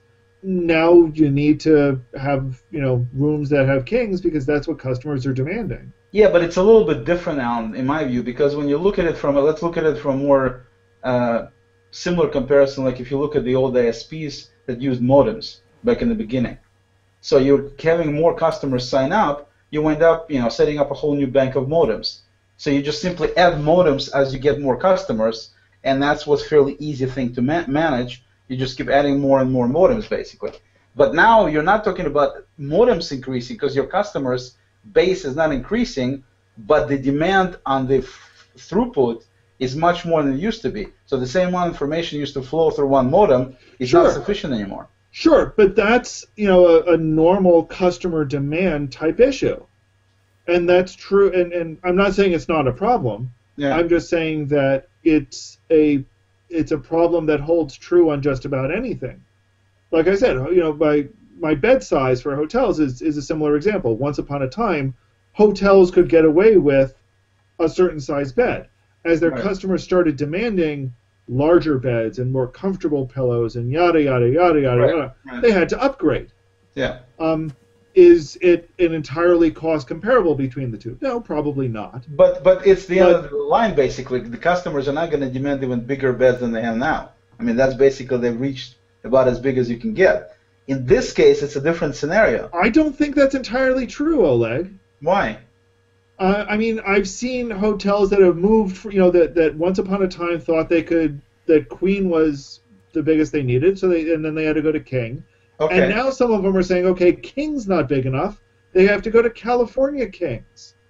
Ironically, the airline industry is taking the opposite approach. Well, that's because the airline industry has you over a barrel. I don't know. It's like in my case. And actually, Dan, the airline industry is still pressured by the same thing. They're just pressured by it in a different way. You do know that the difference between a standard king and a California king is only 4 inches in length. Yeah, it's nothing. Yes, but that's what clients are demanding now. Yeah, right. No, but I'm just saying. That and it's narrower. Bigger than that. It's 78. Yes, I know, Pam. Okay. But this, you know, there are places that have had to move up to it. But let's use airplanes as an example. No, but hold on, Alan, hold on. But you agree that there's not going to be anything passed beyond California King? No, I'm not going to agree to that at all. Why? Do they have the any way other the obesity epidemic is going? Because there are still ways to get larger and bigger and better. I'll use the fluffy pillows as an example. You know, at one point they could just go with plain sheets. Now they've got to go with fancy comforters. There are big mattress toppers. Mattress toppers. There are bigger than California Kings and Kings, and as people start demanding them, some hotels are going to have to give in and start refurbishing to deal with that. Well, I just wanted, I mean, like I said, I don't really look at it as a similar deal, but I look at it from a standpoint that in the case of my client, you know, to be specific, these people, the only thing I can suggest to them at this point, get additional internet connections. So you will have, because they have this mesh network, so they'll be able to have, you know, multiple connections. They have better throughput. And so it's a question of basically expanding the stupid phone, a question of expanding the number of connections they have to the internet, and of course that becomes obviously an issue of cost, because if you're providing customers with, let's say, 2 connections, it costs you $150 per month. Now you have to, let's say, double it, as an example. Now you're at $300 a month. So the question becomes, at which point does it become so cost prohibitive to keep increasing the bandwidth that it becomes impossible to charge people enough money to pay for having this connectivity that they supposedly demand they want to have? I hope you're enjoying this week's episode of First World Problems, exclusively on Google Plus and YouTube. Pam, can you put Michael Edwards' comment up and provide it to us as only you can? Do you have it yet? Pam, you're muted. She seems to be saying something, but she's muted.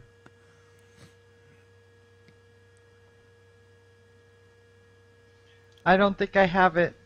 Michael Edwards, I would like to have 4 inches more, even if it were thinner.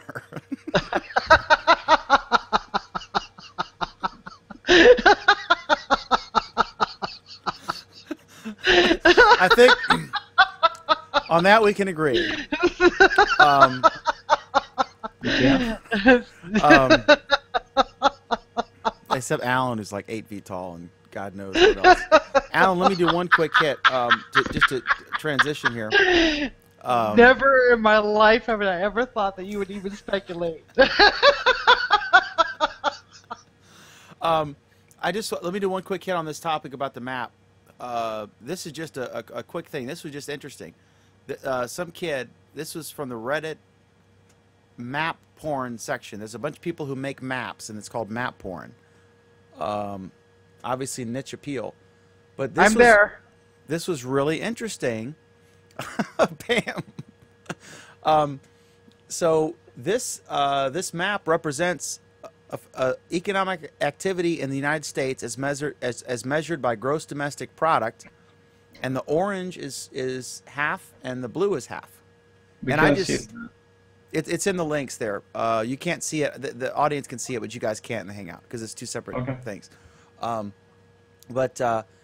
This is really interesting. If you look in it's one of the topics that Alan, look in the strikeout topics because we're running out of time.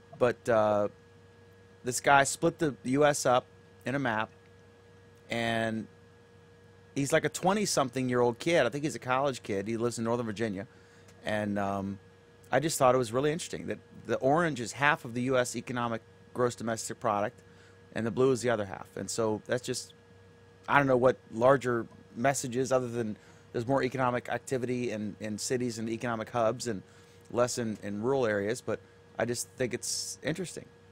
So there you have that. Okay, so Alan, what do we got next? Can we do the Google Glass? Do it, Pam. Go ahead, All Pam. right. You can intro it. Good. Okay, so Google, in their infinite wisdom, has sent out a guide to not being a creepy Google Glass owner. You can say it, Pam. A glass hole. Glass hole, yeah. Now that doesn't imply that all glass owners are, but that was sort of a term made famous by Robert Scoble at I.O. last year. It was a well-used phrase before then. Yes. And I have to say that there was a period of time where I put all the Google Glass holders into a quiet circle and turned it way down until they got over themselves. Anyway. Cadeas is ready to on fire. He's next. Go ahead, Pam.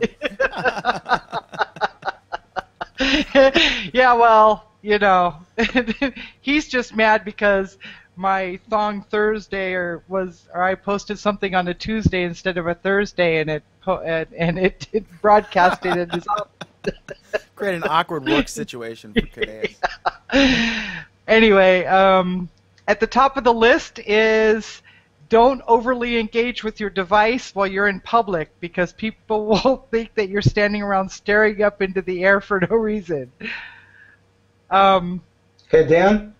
While Pam is talking, could you put my picture up on the screen for everybody, please? Go ahead, Pam, sorry. Standing alone in the corner of the room staring at people while recording them through glass is not going to win you any friends. So ask permission before taking photos or videos of others. Now,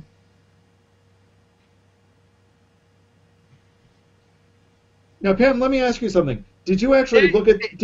No. I read the article. This is not what I posted in the thing. This is a different article because the one I read had like 1, 2. I mean, there was a lot different.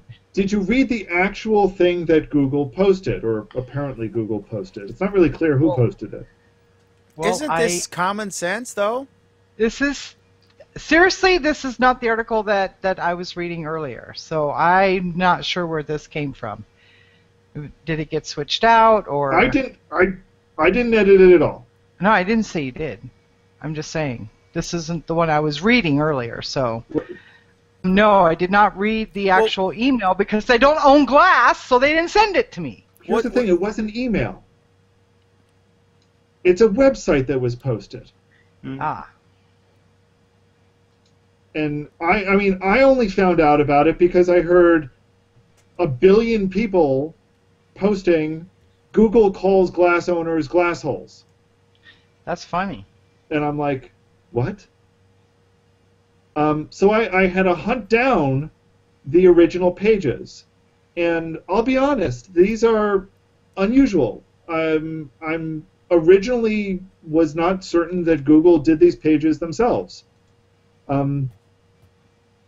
because they were I don't know what's the way to put it. I mean, they're not badly done, but they're not hosted on the usual Glass help pages, which are public. They're hosted on a Google Sites page, which is usually what people outside Google use. So it was really vague to me about where this came from, but I've been told it's official, so I'm not doubting it. And there's a lot more to the site, some of which is stuff that's repeated on their help page. So everyone seems to have latched on to this one thing, but I just posted the link in our internal chat.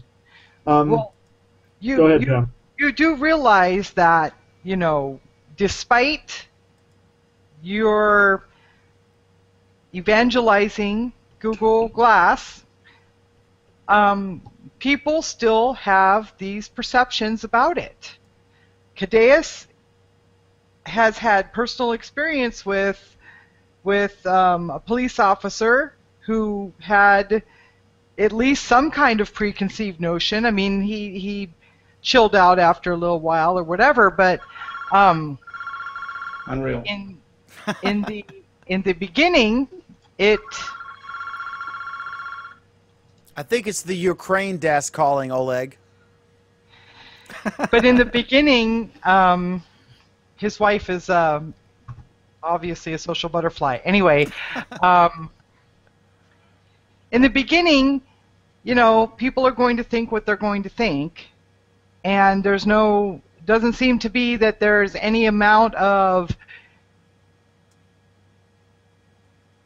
talk from Google Glass owners that are going to change people's minds. It's going to have to happen more slowly than probably Google and the Glass owners would like. Well, here's the thing. It's like anything new almost, right? Let me address that one first. I'm not actually sure that Google expected radical change overnight.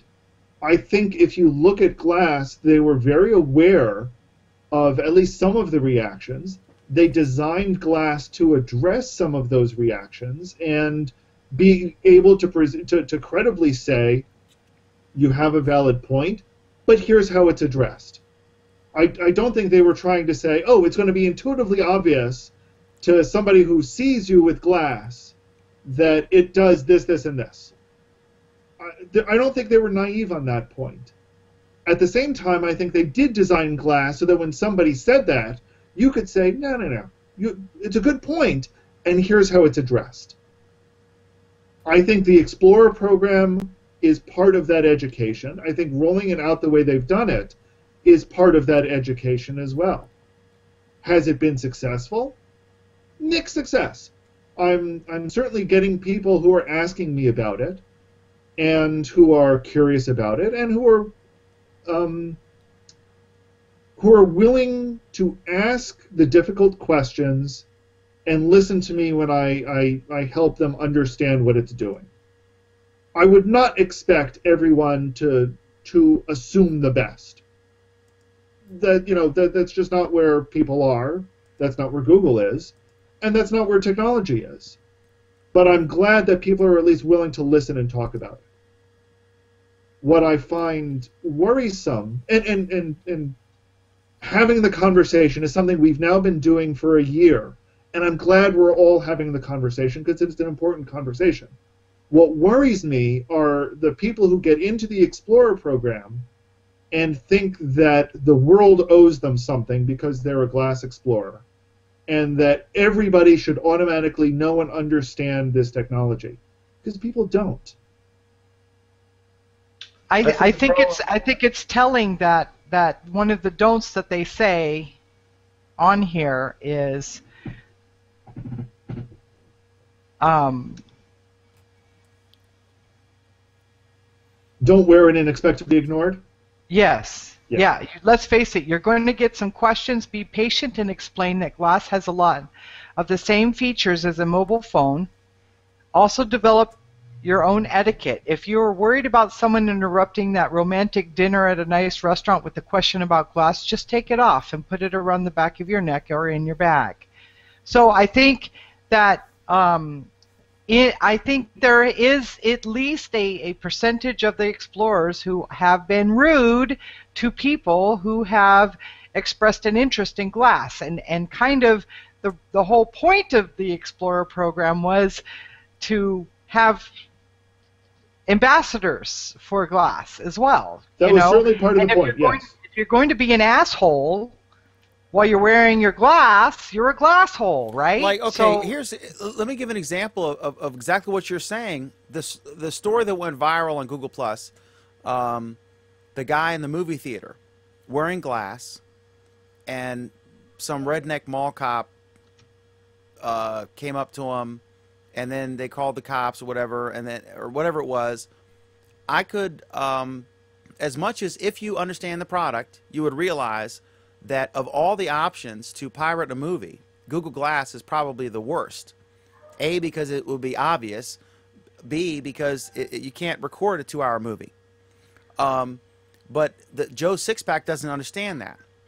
So you've got some cop guy, and he sees someone with something he's seen on the news is a video recording thing on his face. And that's not normal to him. And so then they pull him in the office, right? And Homeland Security was involved, all this stuff, right? Here's my problem. My problem with that scenario, as I mentioned then, isn't that I don't understand the concerns, the questions, all of that. It's that these people who are supposed to be the experts in piracy, we're not saying that, some guy who happened to be sitting in the movie theater next to him called up his mall cop buddy on the phone.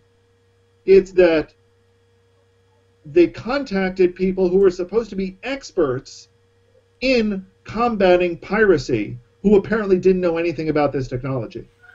That's where I'm concerned about it. This gets to Pam's point that I don't think, knowing that you are an explorer and that you have, you are one of a select group of a few thousand people who have access to this very cutting-edge technology, do you think it's responsible to, A, wear it? I'm not saying that the Homeland Security guys acted well. I wasn't there. I don't know. And my initial reaction was these were like goons. But do you think it was responsible to wear glass, which people associate with being able to record video and stills, into a movie theater and wear it during the movie, and then to be outraged when someone asks you what the hell you're doing? Note that the person really the person wasn't all that outraged. He was more outraged at the fact that he was allegedly detained, but they said, the way that, you got 6 guys with badges. Would you mind talking to us for a minute? What the hell are you going to do? Well, he wasn't detained. Come on. But I think it was not a responsible decision to wear a movie theater. Can I answer it? Now you may. Thank you. First to point out, he was more outraged at how it was done rather than that it was done. and I forgot the first part of your question now, since you kept on going. Do you think you should? Do you think it's responsible for a Google Glass owner to wear it in the movie theater? Well, here's the thing. I think he could have done better. I've certainly taken it off at times when I was going into a movie that it was inappropriate, and I've left it on, or at least carried it in with me at times that it was reasonable to do. These days, we have people who go in with cell phones, and we think nothing of it. We have people that go in with backpacks, and we think nothing of it. I think certainly if I was going in with those two things, I would just assume, hey, this is just another piece of technology, just like all of this other technology that I'm carrying in with me right now. There's no fundamental difference to it. Plus the other thing too is Google Glass, you tend to forget about it.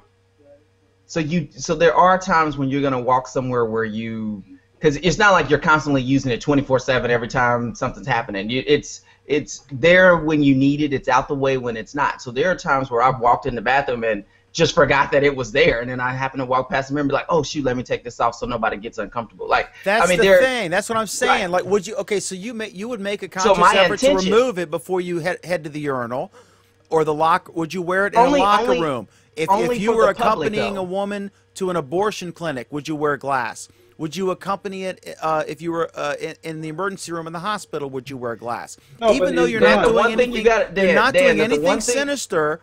But you know there is an understandable level of ignorance of the product to the mainstream public. Now, I'm not saying ignorance in a negative context, but you can understand there are times when just you know what, these people won't understand. This is not IO.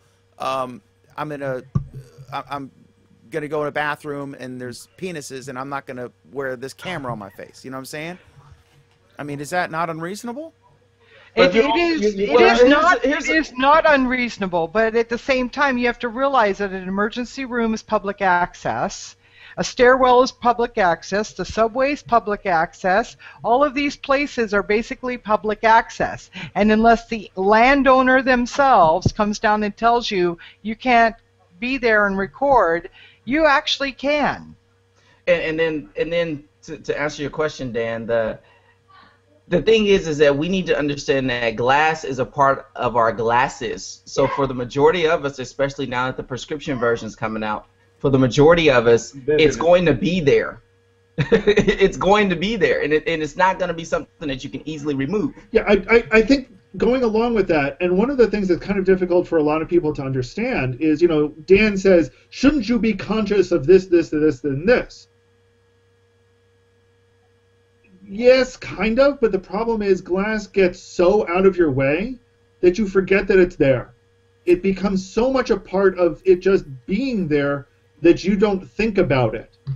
But I'm just saying, at the time the movie incident, to use that example again, at the time that occurred. No, I understand. Dan, there were no prescription glasses. There was no reason for him to wear. I understand what you're saying. But he did have prescription glasses. He had them specially built. Oh, okay. I stand corrected.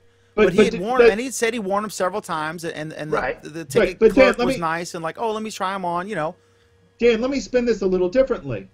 If it wasn't for the reminder at the beginning of every movie to turn off your cell phone, would you remember to turn off your cell phone? Very fair point. No. I'm just saying that if I'm wearing a TV camera on my freaking face, but Dan, I should be especially cognizant. It's not a TV camera. I think you should be especially cognizant. I don't think it's unreasonable to say that in certain circumstances that might make an uneducated public uncomfortable. That's all I'm saying. I can record longer video on this at half charge than I can. There's a big difference. There isn't no difference, Dan. It's your perception. It's not a difference. Perception matters, Oleg. There's a difference if someone is holding up their iPhone and doing a little video versus a TV news crew with a big shoulder camera, right, aimed at you. Those are those are the same thing, right? They're both But the 1080p. big shoulder camera is a camera. One, The you're glasses- thinking, whoa, it's, a camera's not a camera, and that, it's almost, it looks like some kind of spy thing or whatever. I'm just saying Okay, so I understand what it is. Obviously, Alan and you, Kadesh, speak next.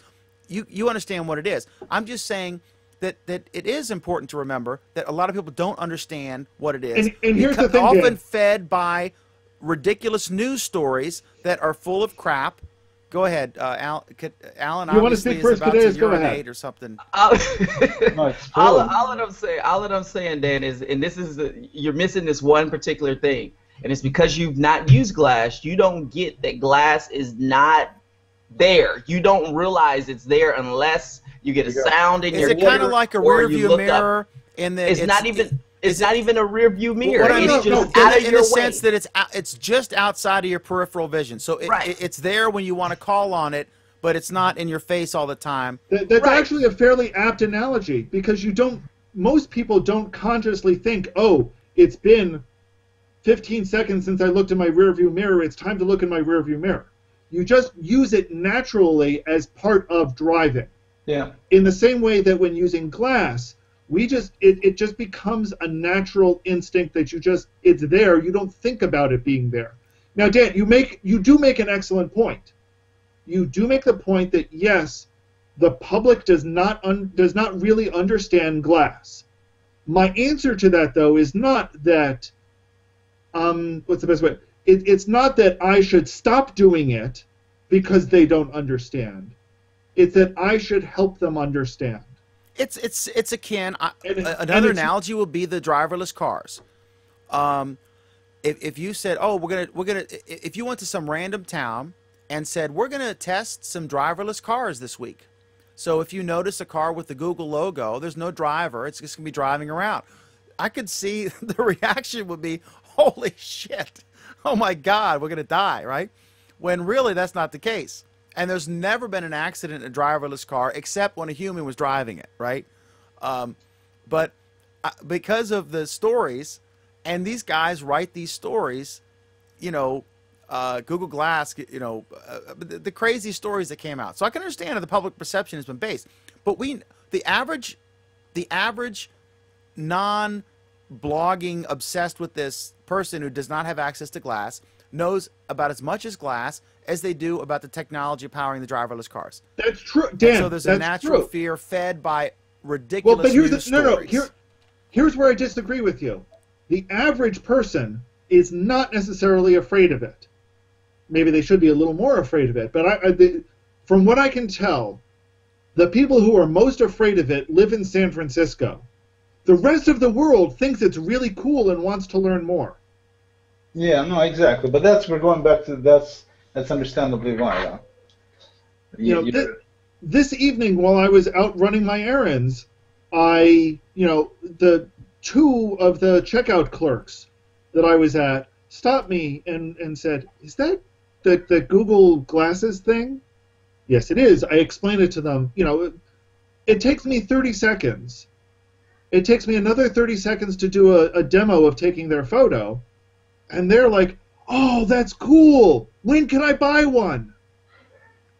That's a good I think once question. more people buy it and it becomes more of a mainstream item, then I think perceptions will change dramatically.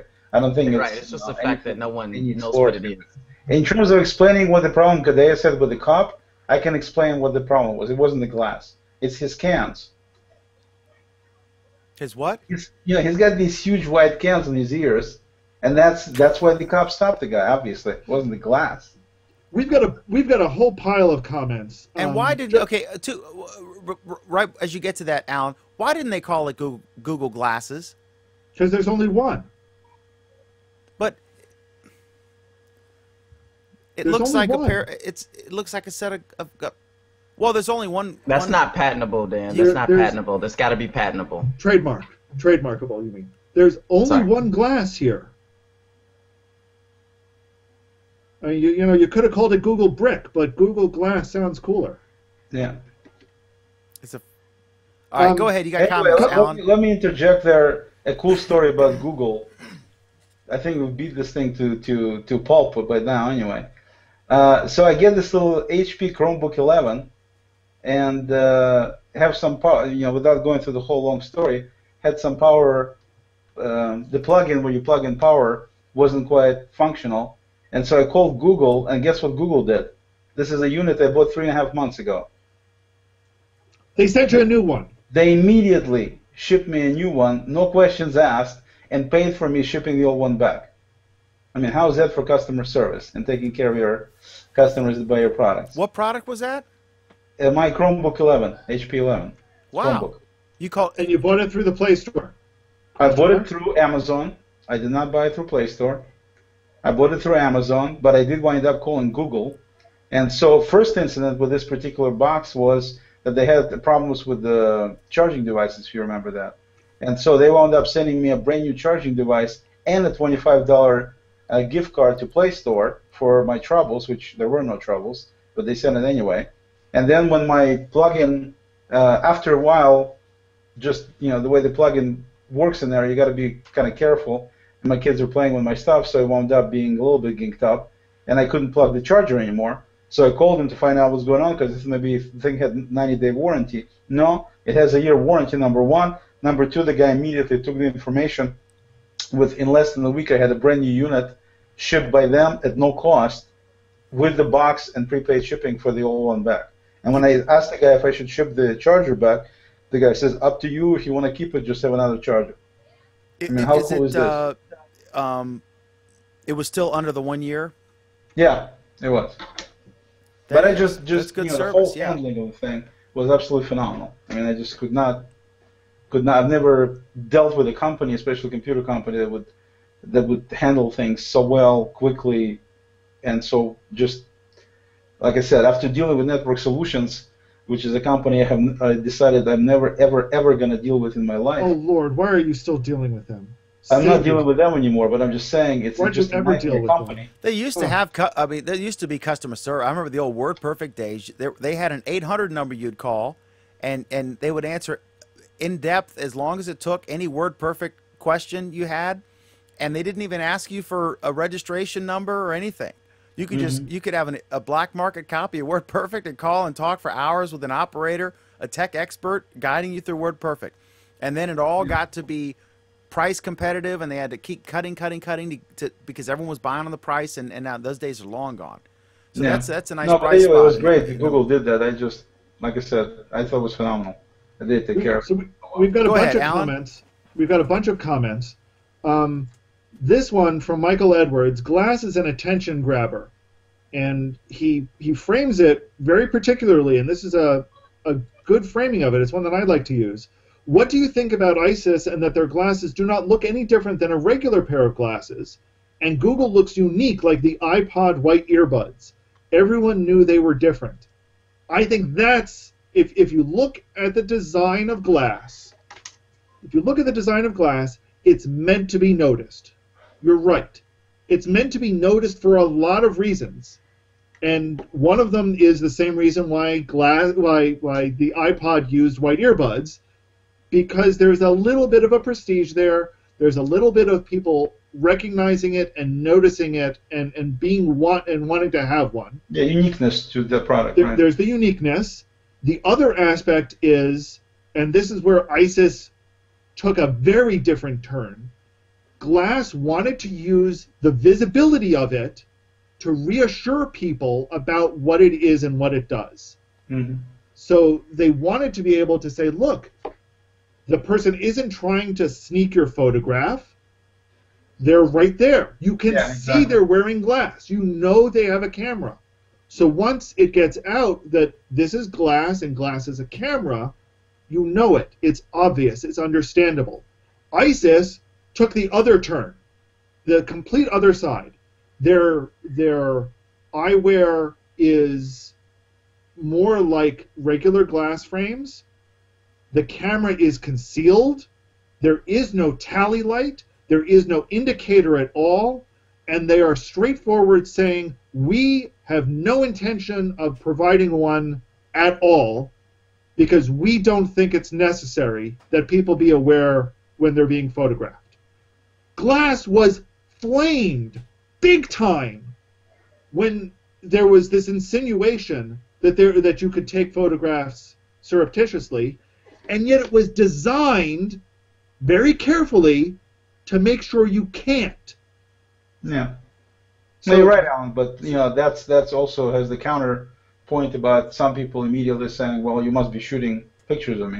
I mean, Right. they don't care about that being so blatant in their face as an indicator. They're just saying, if that's the case, then you're shooting pictures of me, and the rest of the story. That's the ignorance, and that's the misinformation that's out there, and that's what Google and various explorers are trying to get out. It's similar to Sprint has had a long time policy, although it doesn't appear to be enforced now, on at least on my phone, where they would enforce all camera apps to have a shutter sound effect when a picture was taken. So you couldn't. That's actually law in Japan too. It's required for every cell phone and service provider that has to have that. Do they have to have it with all third-party apps? Because, like, I noticed that with my default camera app on my Note 2 Sprint, it would have the shutter sound. But if I used, I bought the HDR app because honestly I didn't realize that the Sprint or the Samsung built-in camera app had HDR functionality. And I was having lunch with Craig at a Cracker Barrel, Craig Ship, our panelist here, and it didn't have the shutter sound. But they enforce that, and some carriers do, some don't. But like you said, it's the law in Japan. But that's kind of the same thing. They don't want someone being able to. Sprint doesn't want to be blamed for you being in a locker room taking a picture of somebody, right, or something like that. So anyway. So a couple more comments now that I've closed that. Thomas Milne makes a valid point. Your user agreement when buying the ticket says you'll not bring in any recording devices. Doesn't matter if it can record well. That's a perfectly valid point. And if they confiscated every cell phone as you entered the theater as well, it would have more of a leg to stand on. But the fact is that these days, theater owners have come to accept that we're going to carry our cell phones in. The last promo that I saw about cell phones in a theater beforehand was actually a fairly good one. It pointed out that you should turn off your ringer because that's courteous. You should not talk on the phone because that's just plain old rude if you're talking on the phone. And you shouldn't record because that's illegal. That trio is a great trio to bring to make the point. And I'm glad they do that. But let's be honest. If they didn't remind you when to turn off your cell phone, you wouldn't turn it off. Most people forget. Most people still do it even though they're reminded, or still forget even though they're reminded. Glass is the same way. You've just come to accept with a cell phone that it's in your pocket. You don't think about it until you hear the ring or until you go to do something with it. It's just become second nature, and glass is second nature in the exact same way. We have Morris has joined us. Morris, it has been ages. Good to see you again. Hello, Alan, and congratulations again. And I am pretty sure you covered that at the beginning of the show, even though I wasn't watching because I just had a bike accident with a taxi driver. Okay? Well, my leg is a bit bloody, but I survived. I'm a strong man, so nothing kills me that fast. A quick note, any views expressed by Moritz represent Morris's view and not necessarily those of his employer. Yeah, I think the Google topics are already covered, so I'm not worrying about that. But yeah, Alan, congratulations to be a Google developer expert for Glass. That's great news. Thank you. I mean, And Morris, Go ahead. I think back to I/O 2.5 years ago now. When you and I were just these developers and we were sitting there in the various presentations listening to what was being talked about, who'd have thought that you're working for Google? I've become a GDE. For several things. I mean, Glass is not the first project you got a GDE for. I'm maintaining my Google Plus GDE position as well. So I'm a developer. I'm doing developer support for both of these product lines. Yeah.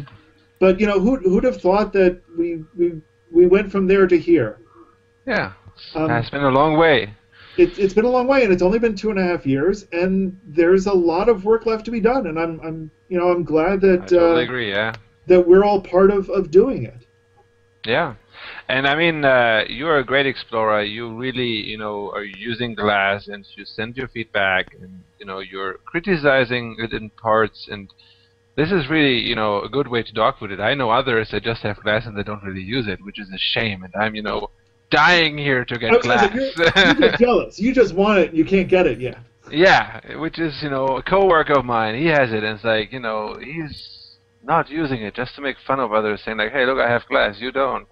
It's like, this is not, using glass. It's like just, having it lying around. So, but anyway, I hope that you will really put out some good glassware, and I mean, it's a good device, and I expect way more from that we know for now. I mean, it has huge potential, and I mean, with you in charge of GDE, I expect big things.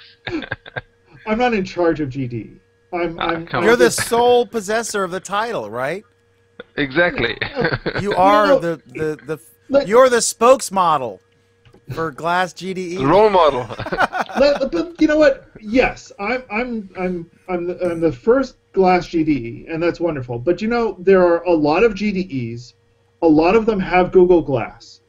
GDEs as a whole, we tend to talk to each other a lot. We work together a lot. We share knowledge a lot, and we help get it out to a lot of people. That's really the power of this program, is that we can. There's a lot that we learn from each other. Gerwin is also GDE, right, for Google Plus? Gerwin's a Google Plus GDE. He is one of the most incredible coders I've seen on the platform. I agree on that. And if you look at what he does, he also talks about Dart extensively. He's been doing some great stuff with Play Store stuff on the web. And Chromecast lately. I saw some cool experiments with that. And let me just point out to our viewers, when you see me put these comments up on the screen, that's Gerwin. He developed that thing that lets us. Yes.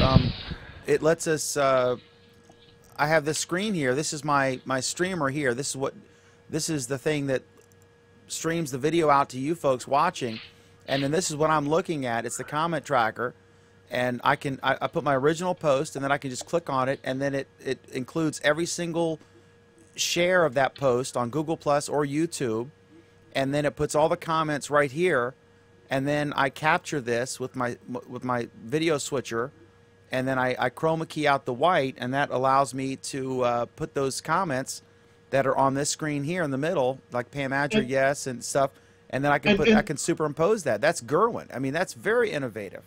And let's also understand some of that. That's not just looking at one small piece of Google Plus technology.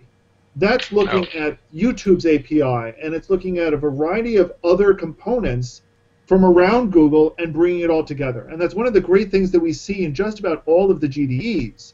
Is yes, we all have one or two areas that we specialize in, but at the same time, we're fairly knowledgeable at other APIs as well, and we can help people bring those different pieces together. So while Google Plus and Glass are my specialty, I do a lot of work with AppScript. I do a lot of work with Google Drive. I work with those GDEs a lot because they're the experts in that field. But we work together to help people bring all of Google's technology together. And I think that's what's so wonderful about this program. You're naturally curious. I totally agree. You're naturally curious. We're naturally, regardless of the field. Naturally curious. We naturally want to help others learn.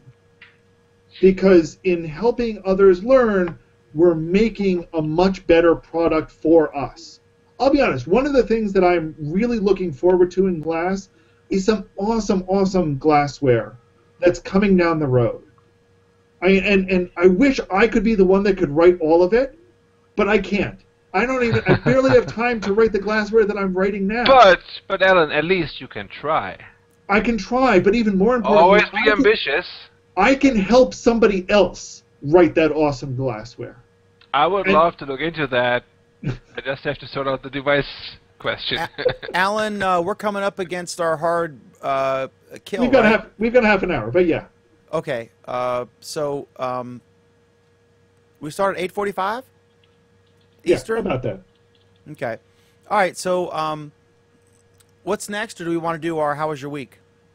I think we've exhausted most of our major topics. Let's talk about what's coming up Monday on our Android week. Oh, let me share a tweet. This is funny. This is a tweet from a friend of mine in India, and this is about that. I wanted to do this. Is, you guys can't see this, but you can see on the replay. This is from Clinton Jeff, and a buddy of mine from India shared it. And I used to live in New Delhi, and he said, my dad just walked into my room and said, something called Android is using up a lot of my battery on my phone. Ha ha ha. I think that's pretty awesome. So I'm going to retweet that here live. Here we go. Oops. Oh, God. Oh, my God. I'm showing my username. Okay. Or I guess that wasn't a big deal. My password was blacked out. But anyway, so there we go. This is why we don't let Dan use technology. Yeah. As Leo demonstrated for all of us, one should screen share with caution. So we've got a bunch of stories. We've got a bunch of stories that we're working on for our show on Monday night. That's called Our Android Week, 9 p.m. Eastern, 6 p.m. Pacific. Features some of the same panelists as you see this week. And we talk about, believe it or not, we talk about Android. Shocking. We're also much shorter than this show, fortunately. Especially me.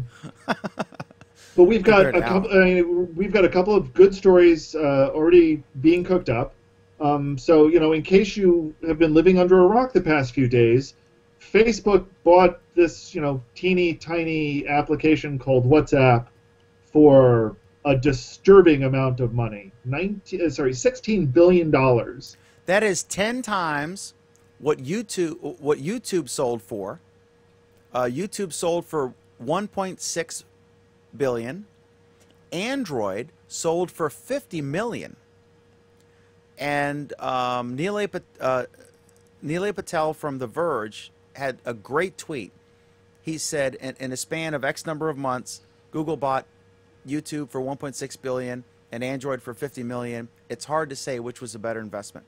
Now, not every investment turns to gold, right? It's about averages.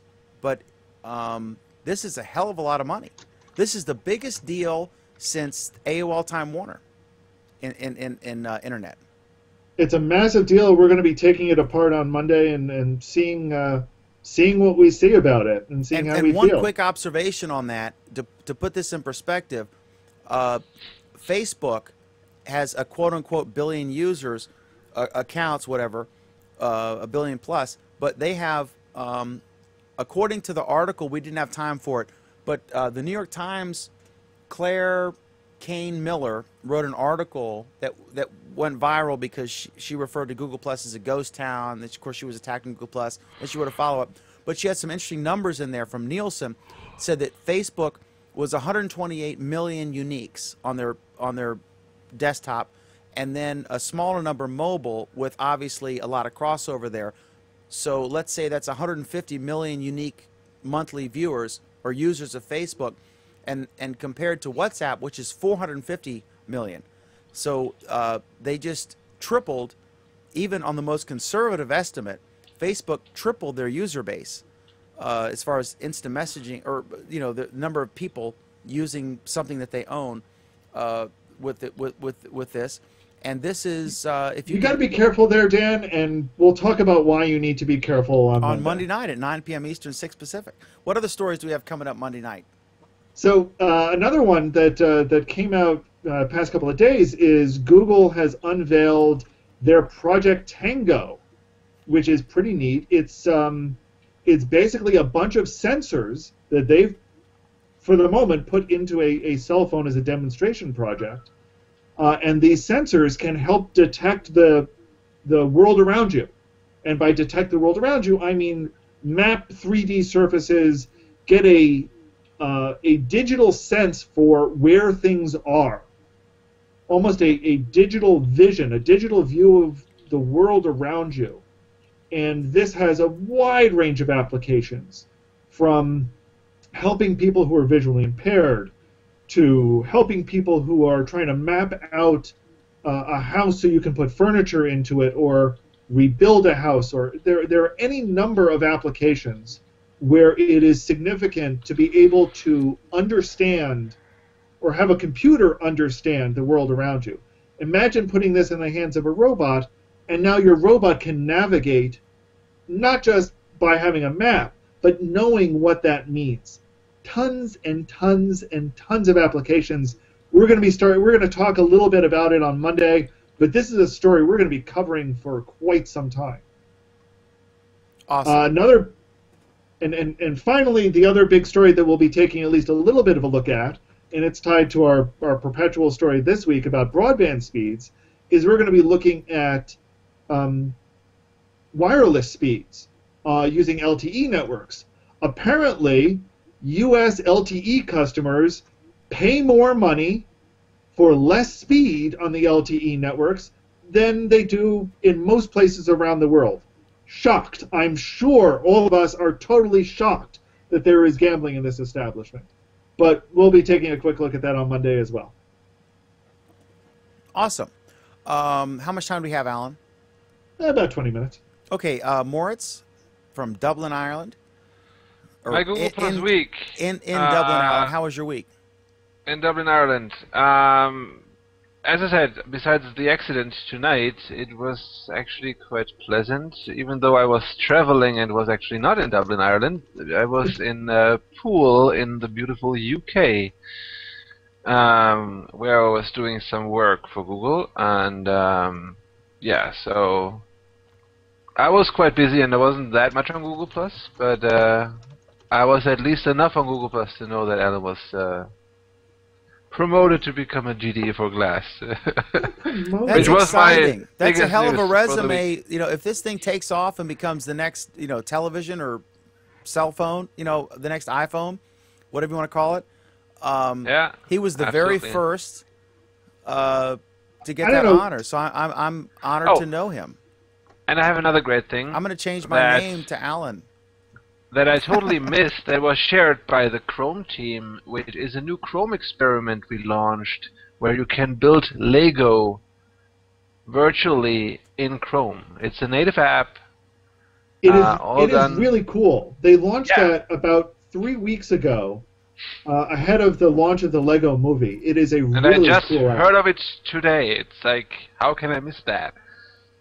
And I was spending with that like half an hour today, playing around with it. And it's just great. It works so well. I mean, 2 years, 3 years back, you would have to install the software for that, you know, which does all the 3D rendering and stuff like that. And now it's just running in a browser.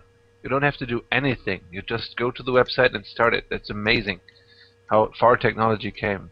It's funny on that note, Moritz, it's funny that a company that is so old and has been building basically the exact same product for so long, has so embraced IT for so long, because they've had things where you could design a kit and build a project online and then order it. I mean, they've embraced technology for a long time. That's a fairly new thing, though. But it's like Lincoln Logs being an IT innovator. You wouldn't think that, right? But Lego, good for them. I mean, they've really embraced it, and it's neat to see what they can do. What else is going on, Moritz? I was just wondering, because I missed the majority of the show, but I'm pretty sure you talked about Google I/O, and I just want to know Alan's quick reaction to the way they're selling the tickets this year. It was not a quick reaction, but go ahead and give us a synopsis. I'm pretty sure it was a rant. No, it wasn't. Oh, it wasn't. It wasn't. Right. I actually think that going to a lottery, the only part of the rant is that they should have done it last year. Yeah. I think going to the lottery system is, on the whole, better. You're going to have people who are going to be pissed off about it. You're going to have people who are negatively affected. It's not going to be perfect. I mean, don't get me wrong. They're going to screw up the lottery system, too. I know this because... Is that a misnomer? A lottery implies a game of chance. There's going to be a game. There's a game of chance. Is it a game of chance, or is it we know Gerwin, we know Alan, we know Moritz, No, they've said that it... We don't know this they haven't announced full details, but it sounds like there's going to be an element, a fairly significant element of chance to it. I'm not going to buy a lottery propose ticket if there's a interest. quote-unquote element of chance. You know what I mean? But my basic attitude of it though is let's be honest. The past 2 years, there's been a pretty big element of chance to begin with, and those have been very, very stressful 20 minutes or 2 hours. Yeah, Hopefully, I mean- one is going to change it from being incredibly stressful to More relaxed. more of a fun attitude. Yeah, I mean the last 2 or 3 years, if I remember correctly, even maybe longer, were insane. I mean, tickets were sold out in like 15, 20 minutes, and it was just an insane rush for the tickets. And now, I mean, with this approach, I think, you know, everyone just sends their application, and if they're lucky, they get a ticket. Otherwise, not. Doesn't matter when you apply, right? Right.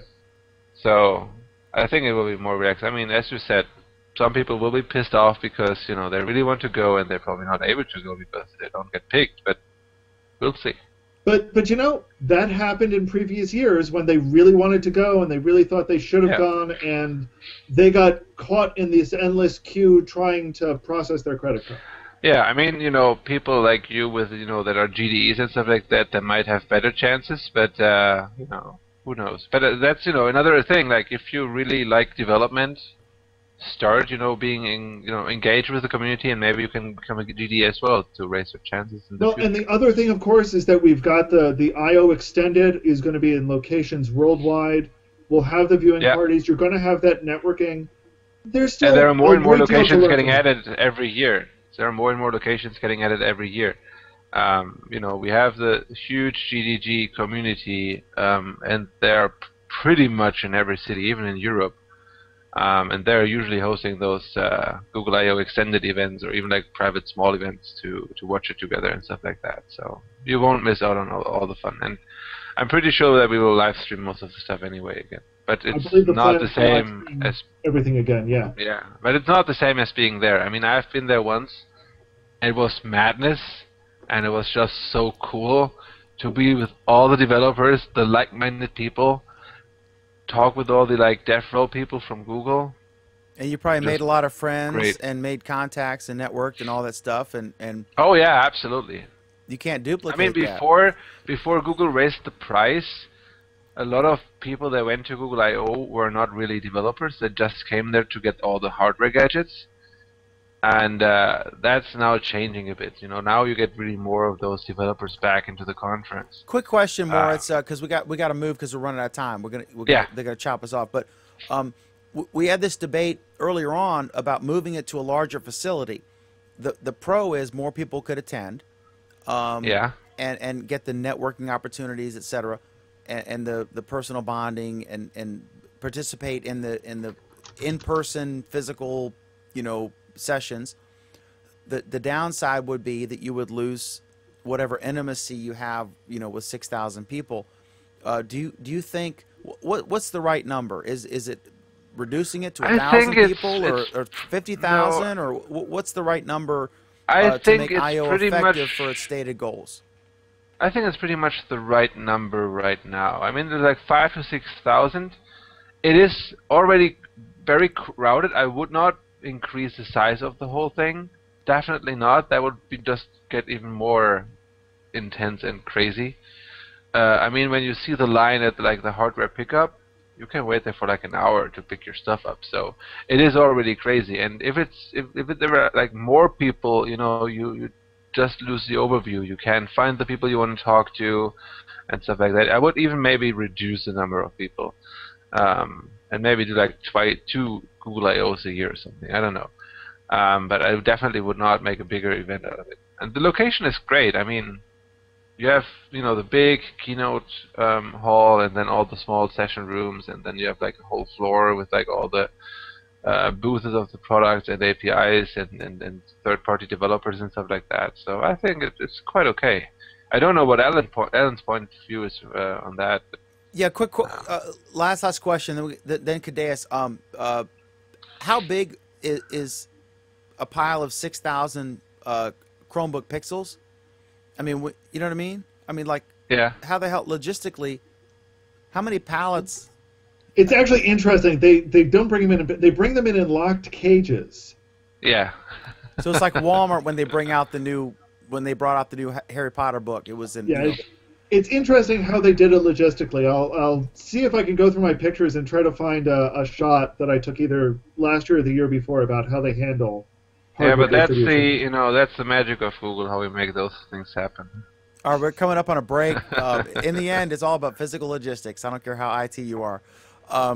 Cadeas, how was your Google Plus week, sir? My Google Plus week was mediocre. I did a lot more posting. I had a little time this week for once, so I did a lot more posting than usual. Other than that, it was good.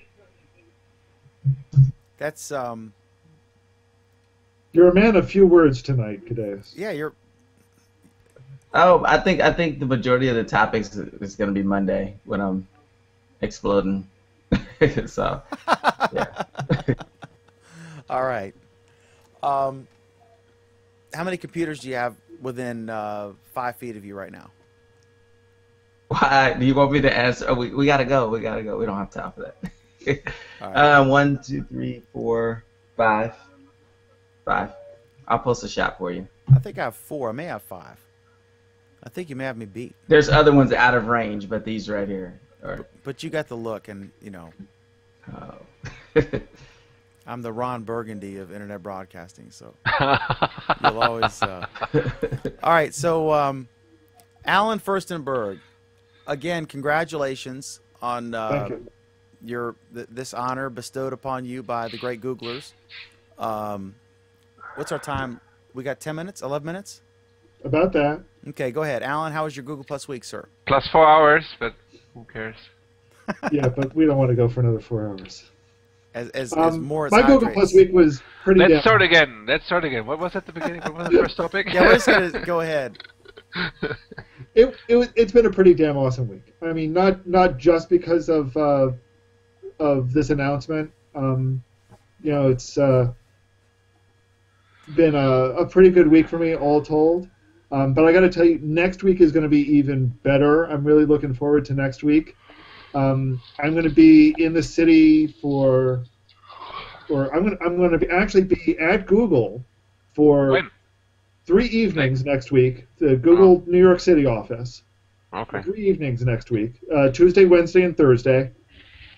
Tuesday night I'll be there because an outside group called Glass Explorers NYC has a number of presentations about various creative ways people are using Google or using Glass.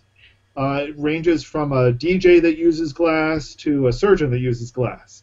So we're going to be covering all the bases, which is going to be fun. I believe we'll even be talking a little bit about the art installation that was in D.C. last weekend. So that's Tuesday night, and there are some surprises cooked up for that one. So I'm looking forward to that. Wednesday night, I'll again be at Google for a Dart Code Lab. That's run by the New York Google Developer Group. Always a good time with that group. And then on Thursday, the Glass team is going to be at the New York City offices, and they're going to be running office hours and a design lab. And I'm really excited to see how they present this design lab and what people come up with. So that's going to be fun. Three evenings that I'll be at Google New York. Looking forward to it. Awesome.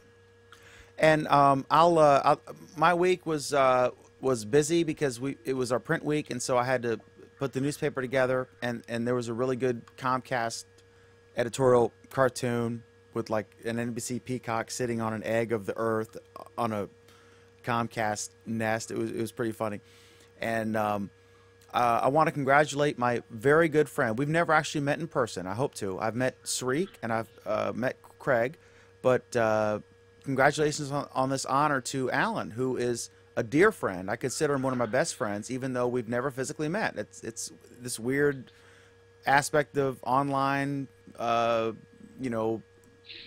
Online you community can develop. building. Absolutely. And it's well earned. And he actually came on. It was right after Google Plus started because he was pissed off. I was doing my show, and it was Blog Talk Radio then, right? This show, we weren't using Hangouts. and he was mad that about the pseudonym policy, and that's why he called in. Just like Pam, they're not like type A's that are used to doing TV shows or going on camera or, you know, going on a show of any kind. And they both have come out of their shell, and it's just awesome because they're both fantastic, and I adore both of them. As I adore Cadeas, my newest friend in the group, and Moritz, who I've known for a couple years. So it's exciting, and I'm just thrilled that he is currently the only and is definitely the first GDE for glass, and that's exciting. And I'm very excited for his book, and he's just a dear friend, and I don't praise him often enough. So thank you, Alan, even though you troll me during my shows, and I love it, and I wouldn't expect anything else. You're my Frank Underwood, so thank you for that. So thanks, Jan. It's you know, it's all been part of the same part and parcel. It's helping people understand, whether it's helping people understand how to code for glass or what glass is good for, or get the big picture on any of the technology that we talk about for 4 freaking hours every Friday night. It's what I love to do, is help people understand, and I'm glad I can do it with this show. That's awesome, and we appreciate it, and our viewers appreciate it, and they especially love your tantrums. But he's much better behaved in his helpouts, which are 5-star rated, right? Still 5-star rated. 15 minutes to help you get started with Google Glass. You better hope that Yelp doesn't get a hold of help out reviews. You'd be in trouble. Because they troll and Yelp. Okay, so folks, once again, a programming note. 1 week from tonight, we will do, I think it's going to be prior, we haven't decided yet if we're going to just do Google Plus Week early or if it's going to be a standalone thing, but we're going to be chatting with Google Vice President Engineering Chi Chu, who's the Kirkland campus head and head of Hangouts, and he'll be answering our questions and yours. So I'll be doing an event once we clarify all that, the time and everything, lock it in stone. I'll be doing an event probably early in the week, I would guess. But if there's anything you want to ask about the guy in charge of Hangouts on Air and Hangouts and, you know, whatever else you want to ask, he's good at saying no. I got to warn you, because if he can't answer the question, he's going to straight up tell you. He's a great guest. He's been on several times, and we adore him. He's a good friend as well. So we're looking forward to that. Chi Chu, 1 week from tonight at tentatively about 7:30 Eastern, which would be what? Is that what we said? 7:30 Eastern, 4:30 Pacific? I think. Alan, is that correct? That's certainly a possible time. We haven't nailed down the time with him yet, though. So yeah, so that'll happen. Stay tuned to Dan's channel, and Pam, Cadeas, and I will certainly be resharing it once we have the details nailed down. Awesome. We're looking forward to that. Chi's a great guest, and he's a, you know, if you've ever met someone who's really, really smart, and you ask them a question, and sort of halfway through your question, you know the person has the answer, and they're just waiting for you to finish asking the question. That's Chi. So he's also funny and a cool guy, and we love having him on. So it'd be great. So thank you very much. Thanks to the panel. Good for Morris to come in. Did you have a quick last comment here, Alan? We have this last comment from Kevin Bryan. She will be preparing to say no to your questions next week. Absolutely. Tune in then. He doesn't play around. So anyway, thank you so much. Don't forget our other program, Our Android Week, is every Monday at 9 p.m. Eastern, 6 p.m. Pacific. And this program is, I don't even know why we even give a time. It's like whenever the hell Dan finishes peeing and Alan's in and Cadeas finally gets here off the 440.